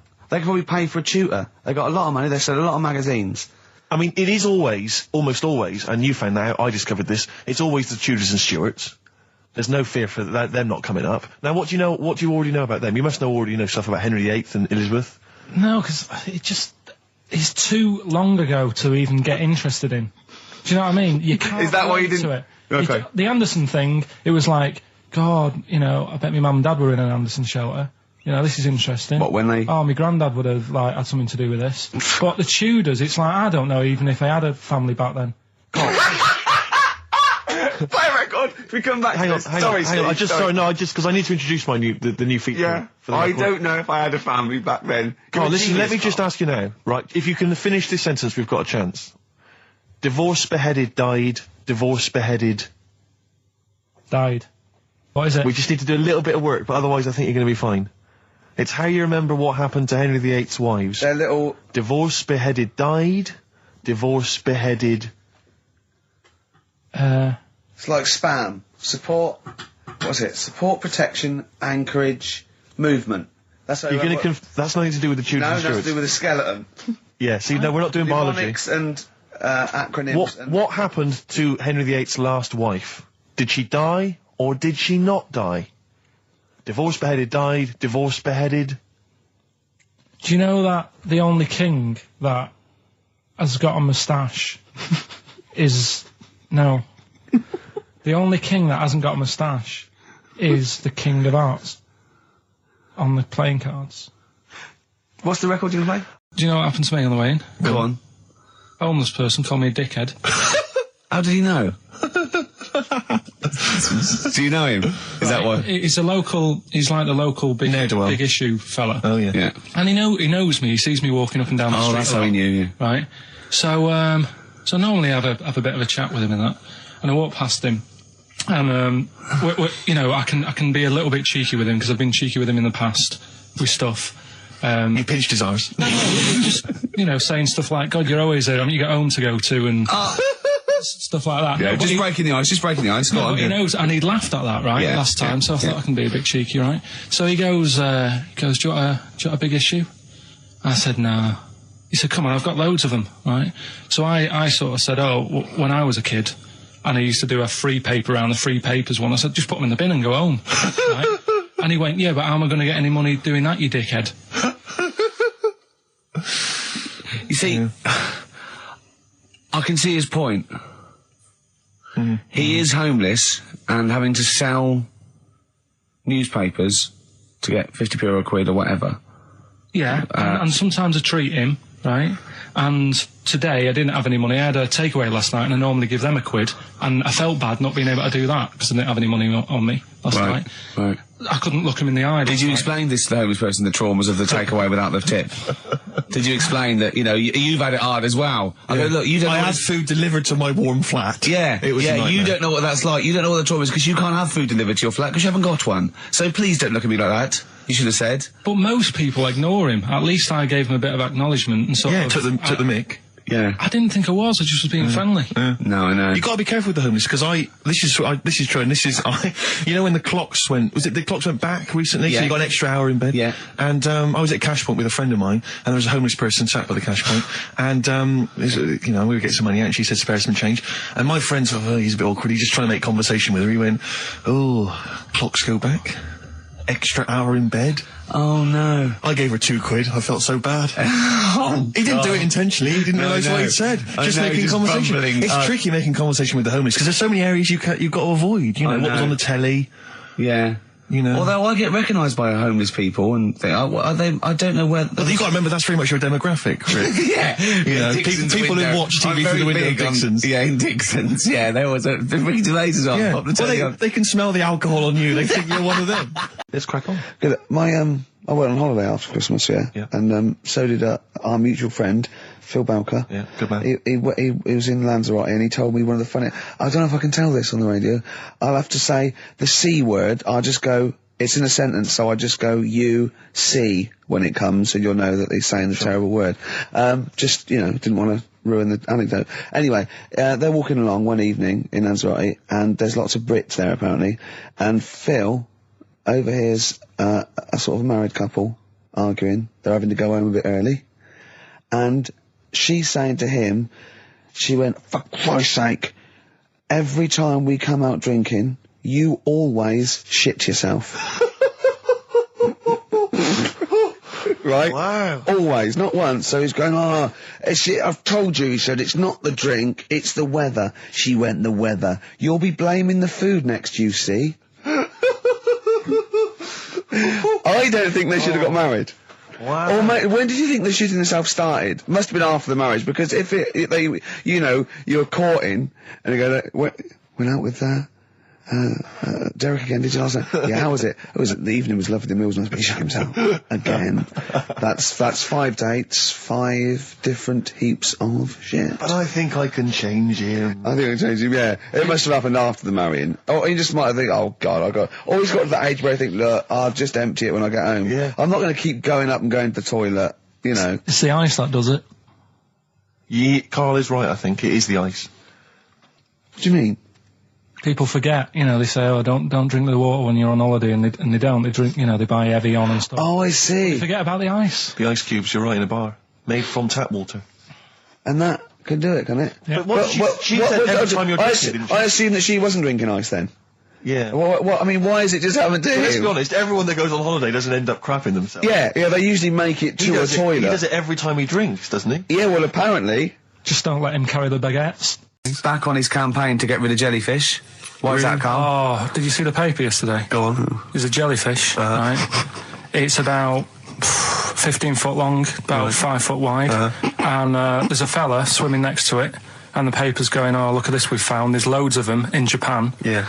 And it's because the water's getting hot, so it's making jellyfish really big.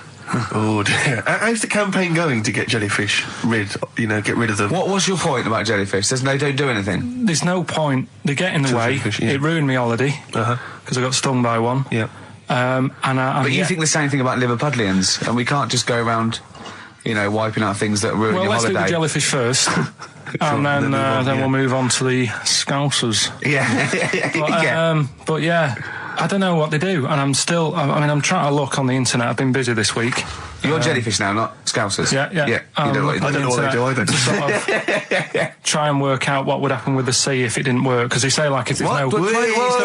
See, that's what we're talking about. Let's do it. People who've listened for the first time, they've got to listen to every word you say. You want to find out what would happen with the sea if it didn't work?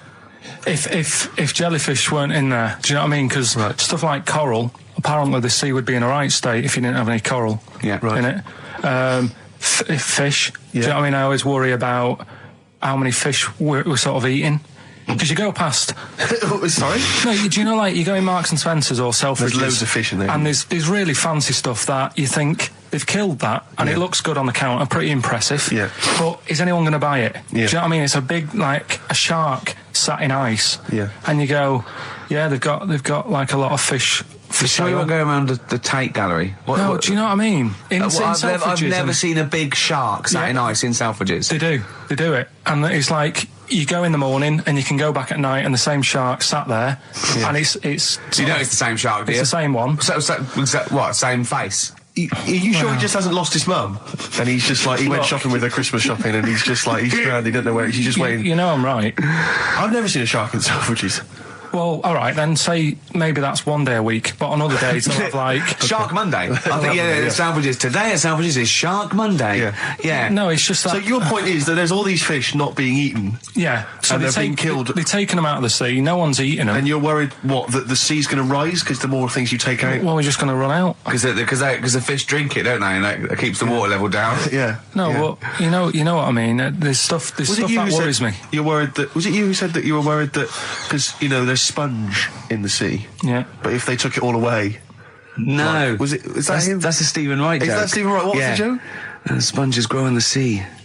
That kills me. How deep would it be if they didn't? It's the film review, Carl. You just tell it from the heart. Tell us what you thought about the film, what you thought the... Can I just ask, is this the first time you'd seen Gladiator? You'd never seen it before? No. Okay. And what were your thoughts? Okay. The film review. Gladiator.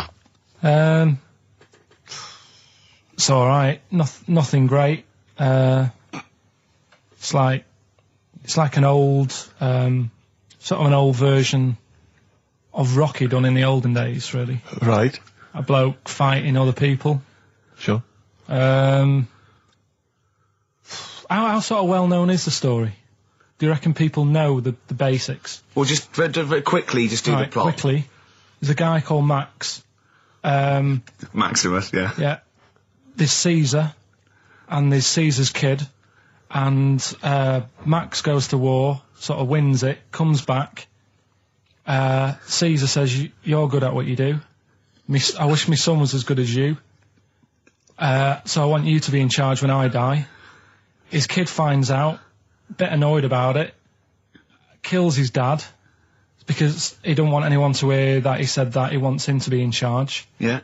So his kid gets in charge and thinks, I'll show you. You're not going to be king, I am. You're going to be a slave or something. And then, next thing you see is... Sorry, can I just stop there? My only thought is the film's 3 hours long, so maybe we shouldn't go through the whole plot. We've done the first 10 minutes, but go on. So, he's a slave and then... Yeah, but then, that was an interesting bit that I thought, right? I mean, I was watching this with a girlfriend, she was already annoyed because she wanted to watch Friends on E4. Okay. Yeah. It was a good episode as well this week. Was it? Yeah. Don't tell her that. Okay. Right, so she was annoyed and she said, come on then, put it on. And I got it wrong straight away because it says on the back 149, so I thought that was an hour and 49 minutes. It turned out it was 149. No, I thought it was 1 hour 49. Yeah. But it was 149 minutes. Sure. So it overran anyway. By 40 minutes. Yeah. So anyway, the interesting bit was where he was going across the desert on a horse. And I think to show you how long he'd been going across the desert on his horse, he's showing you a shot of the horse's knees and they were bleeding. And I just wondered whether that's what horses do if they run for a long time. Do you know? I don't. Good. Right, so anyway, so he goes on, he keeps going on like this. He's a slave, and then he has a fight at the end with the Caesar's kid, and he kills him. And that's how it ended. Okay, good. What did you think of it? Just generally, what bits... What do you think was wrong with it? Right, well, I've read up on it, and there's already a fact that is wrong. Right. Caesar's kid, he didn't actually kill his dad. His dad died of a natural death. Right, in real life, you mean? Yeah. Okay. And, what's Caesar's kid's name? Comedian or something? I think it's comedian, yeah. Yeah. That's where the name comes from. When a funny person is called a comedian. He didn't actually get killed in real life by Max. No. He died by his sister poisoning him, and he didn't die. No. Are you saying that this is not a historical document? It's wrong.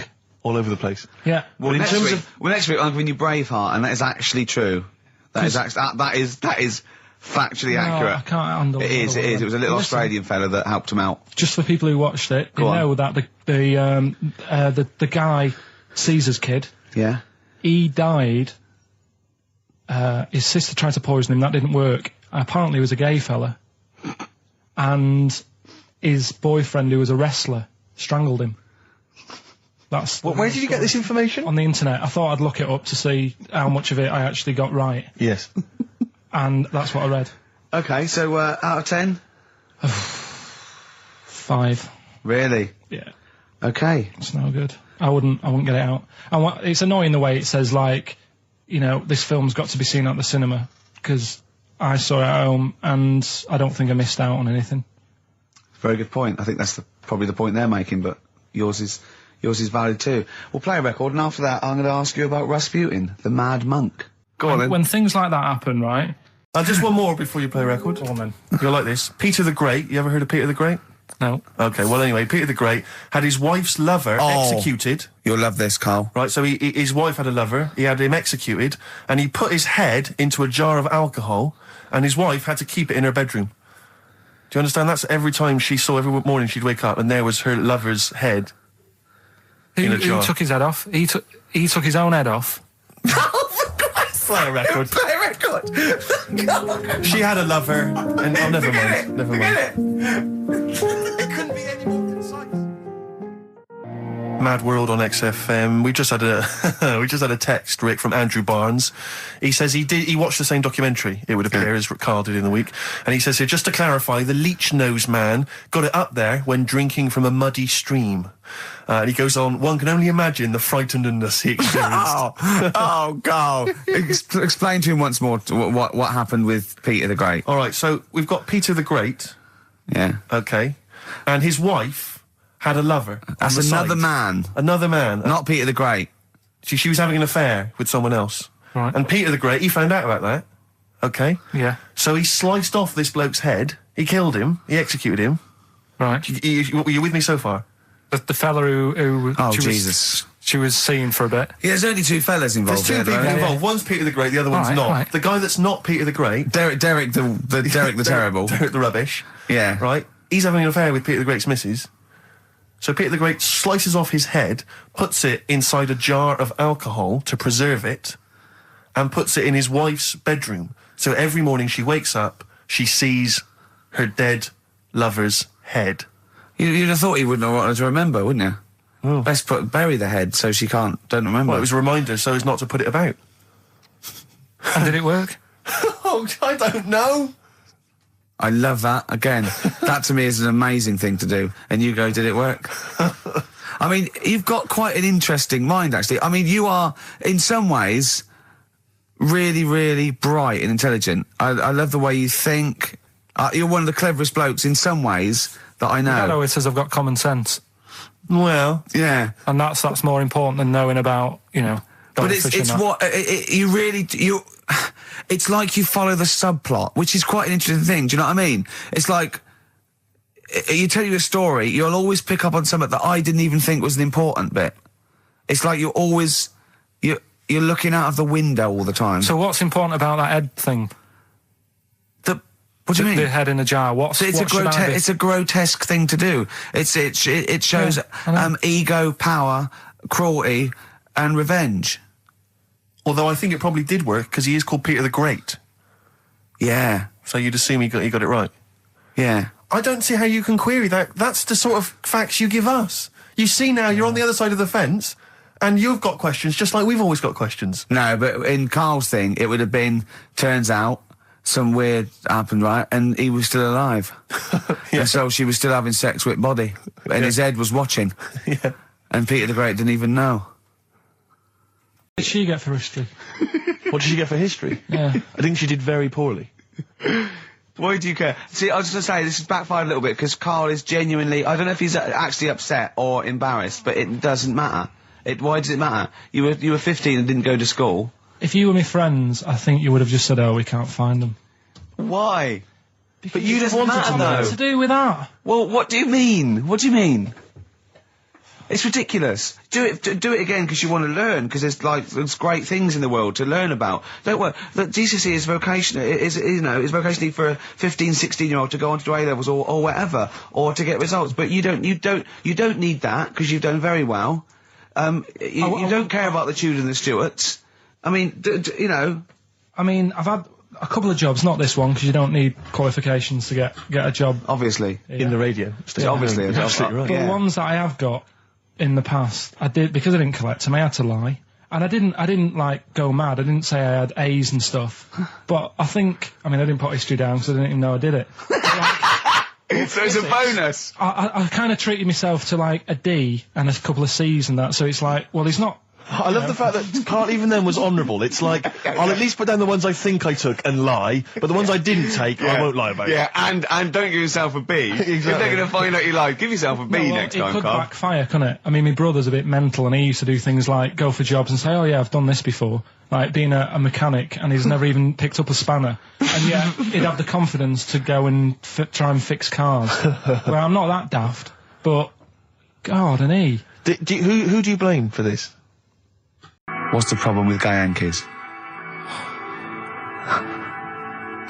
You played Bruce Springsteen last week. Yeah. Right? Yeah. And you said he had got a load of trouble on his hands when he had a hanky in his back pocket. Did I say that on air or? Well, we were just saying that famously on the cover of the Born to Run, Born in the USA album, it's just him, isn't it, with his backside basically with a red handkerchief. I wasn't looking. Well, I just. I did it for research purposes for this amazing link. He had a red handkerchief, I think, in his right hand pocket, and apparently that signifies homosexuality. Apparently, I don't know. Oh, I thought it was which way you take. I don't know. These myths, aren't they? Right. Yeah. Well, exactly. I don't even know if this is. No. Well, I read up about it. Okay. Right. Just research. And it's all sort of, they've got all different coloured hankies. Are they? Right? Yeah. Right. And it depends what pocket you put it in as well. So you've got like the different colours, different pockets. Yeah. And sorry, how many variations are there? Different pockets is what? Well, you've got like your back pocket, your right back pocket. But what do they mean? What do you mean? Well, what do they signify? You can't just tell us they signify something. What do they signify? Well, some stuff that we don't really want to talk about, to be honest. What? Sort of stuff that gays are into. Wait. What do you mean? Barbara Streisand records? Yeah, yeah. Eurovision. No, like a couple of things that were there that I know we can mention. He said something about... I love what he thinks he can't mention. Yeah, I love it. Decency. What is this? 1956? No. But I mean, it isn't just, having it away. Having it away? I love him! No, having it away! You get up to some weird stuff. I love the fact he didn't want to offend, but he's offended a lot more people by saying they get up to some weird stuff. Right. In your opinion? Yeah. What do you mean? No, but don't if there is something that I don't know about that it's like you can't say on the radio. Yeah, I'd rather not. But what do you mean weird stuff? Well, one of them, right? If you've got a red hanky, right? Yeah. In your right pocket. Like Bruce? Yeah. That's exactly what Bruce had, yeah. Right. Well, apparently then, Bruce is an armpit freak. An armpit freak? Yeah. No. Really? No. But that's very specific. Karl. Seriously. Well, what? Right, okay. What else is there then? Sorry, is there some kind of homosexual body that sat down and came up with this at some point? Well, you said this is getting crazy. You've got, like, a blue handkerchief in your top breast pocket. I don't know what that means. You need to sit down. There's some kind of summit, figure out what it means. Yeah. It's just like, you're not free from it either. So if you were to go in like a gay bar, which, you know, you might do if you're straight anyway, because they're, you know, good places, I think. Right? You can't actually go in there if you've got a cold, because every coloured hanky represents something. Right. So if I was to go in, had a bit of a sniffle, I could get into all sorts of trouble. What, pull out a Marks and Spencer's white linen hanky, that means you like to be tied up and whipped. Yeah. There was another one, armpit freak was covered. Armpit freak is done. We've covered. An armpit freak? I don't really know what that means. Right, okay, yeah. But there was just one other thing, like a blue and white one, is if you're into sailors. To sailors? Yeah, if you have a little blue and white hanky, that's in your left pocket. Yeah. Right. One was about that Galileo fella. Okay. Was it about 1636? Was it? I think it might have been earlier. Bad. Go on. Did some stuff with light and that. Yeah, he did lots of physical experiments, yeah. Is that it then, Carl, is it? He did some stuff with light and that. What did he do with light? What was that? Well, I think he invented the first... Telescope? Telescope. So I think it's a particular lens, though, and he did experiments where he dropped famously two different weighted balls from Pisa, and they hit the ground at the same time, showing that it doesn't matter, the weight doesn't matter, but air resistance does, and stuff like that. I think he probably explained it a bit better than that. Yeah, but I'm talking to Karl. Sure. Did they need to know He's stuff? just thinking about pizza. Yeah. Did they need to know stuff like that back then? What do you mean, did they need to know stuff like that? It's just... There weren't people going around going, I've got to drop these two things off the bleeding tower of pizza. I just don't know which one's going to land first. Yeah, I need to know. Why do you need to know that? Bring me Galileo. Yeah. It's for a bet. Yeah. No, but if I was knocking about then, I'd be like, stop messing with that. We need a telly. Or, do you know what I mean? I bet he thinks the Flintstones is real. I know. That'd be brilliant. That's what I'd do if I was a caveman. I'd make a telly out of rock. Yeah. And a pelican and a as car a cement that I just mixer. ran along the road with. Yeah, exactly. Yeah, we need a car. Yeah. Well, we haven't really got the internal combustion engine. Can you stick your feet through the bottom? Yeah, just get me a car, for Christ's sake. Anyway, so I learnt that. And then, it was the premiere. Did you see the coverage? There was a premiere of Lord of the Rings Part 3. I can't be bothered. I mean, man alive, I'm sick of Lord of the Rings. I watched the first one, and I was actually I've never been into all that sort of stuff. Never liked it. Gollum and Dungeons and Dragons and gatekeepers and weird magic and Harry Potter I want to punch his face in. I know what you mean. But, I mean, it's sort of like, Well, Lord of the Rings, when I was at school, if you were into that sort of thing, you were a nerdlinger. They would beat you up, they'd shout heckle abuse, all that sort of thing. You know, I wasn't a fan. I actually don't know anyone who admitted they were into that nonsense. It was shameful. It was embarrassing. Now, the whole world's gone crazy for it. Even the tough guys, the hard nuts, the streetwise kids, they're loving it. Can't wait for the third one. I see people raving about it. It's Jonathan Ross, all these people going, it's the best thing I've ever seen. It's 3 hours and 10 minutes of trolls and goblins and magic spells and large feet and magic rings. I'm loving all that crap. What's wrong with you people? I will smite you with my sword. It's just interminable. The orcs and the Norks. I saw some people playing this game. They had a big manual and a dice, and they're in a pub, and they're all fat with beards, right? And he threw a dice, and he looked down, and he said something like, outside them, the 3 miles to Mumra. And they went, oh, well done. I know. I want to go and say, what is this game? Yeah. What? It's absolutely extraordinary. Well, they showed some coverage of the Lord of the Rings premiere on TV, and there were people dressed up as some of the characters. Yeah. There was a girl chatting saying, well, I just think Gollum's hilarious. What? People talking about telling me Gollum's hilarious in this new film. How is he funny, my precious? Oh, my precious. What's funny about this? I'm losing it. I'm genuinely... Is he like Yoda? I don't know what the joke is. I'm missing it all. And when the walking trees started talking... Oh, man, I love it. Gollum's the little one that looks a bit like Gandhi. Yeah, exactly. The computer-animated Gandhi. Yeah. Yeah. Is that all right? Yeah. I think that's how he's described in the book.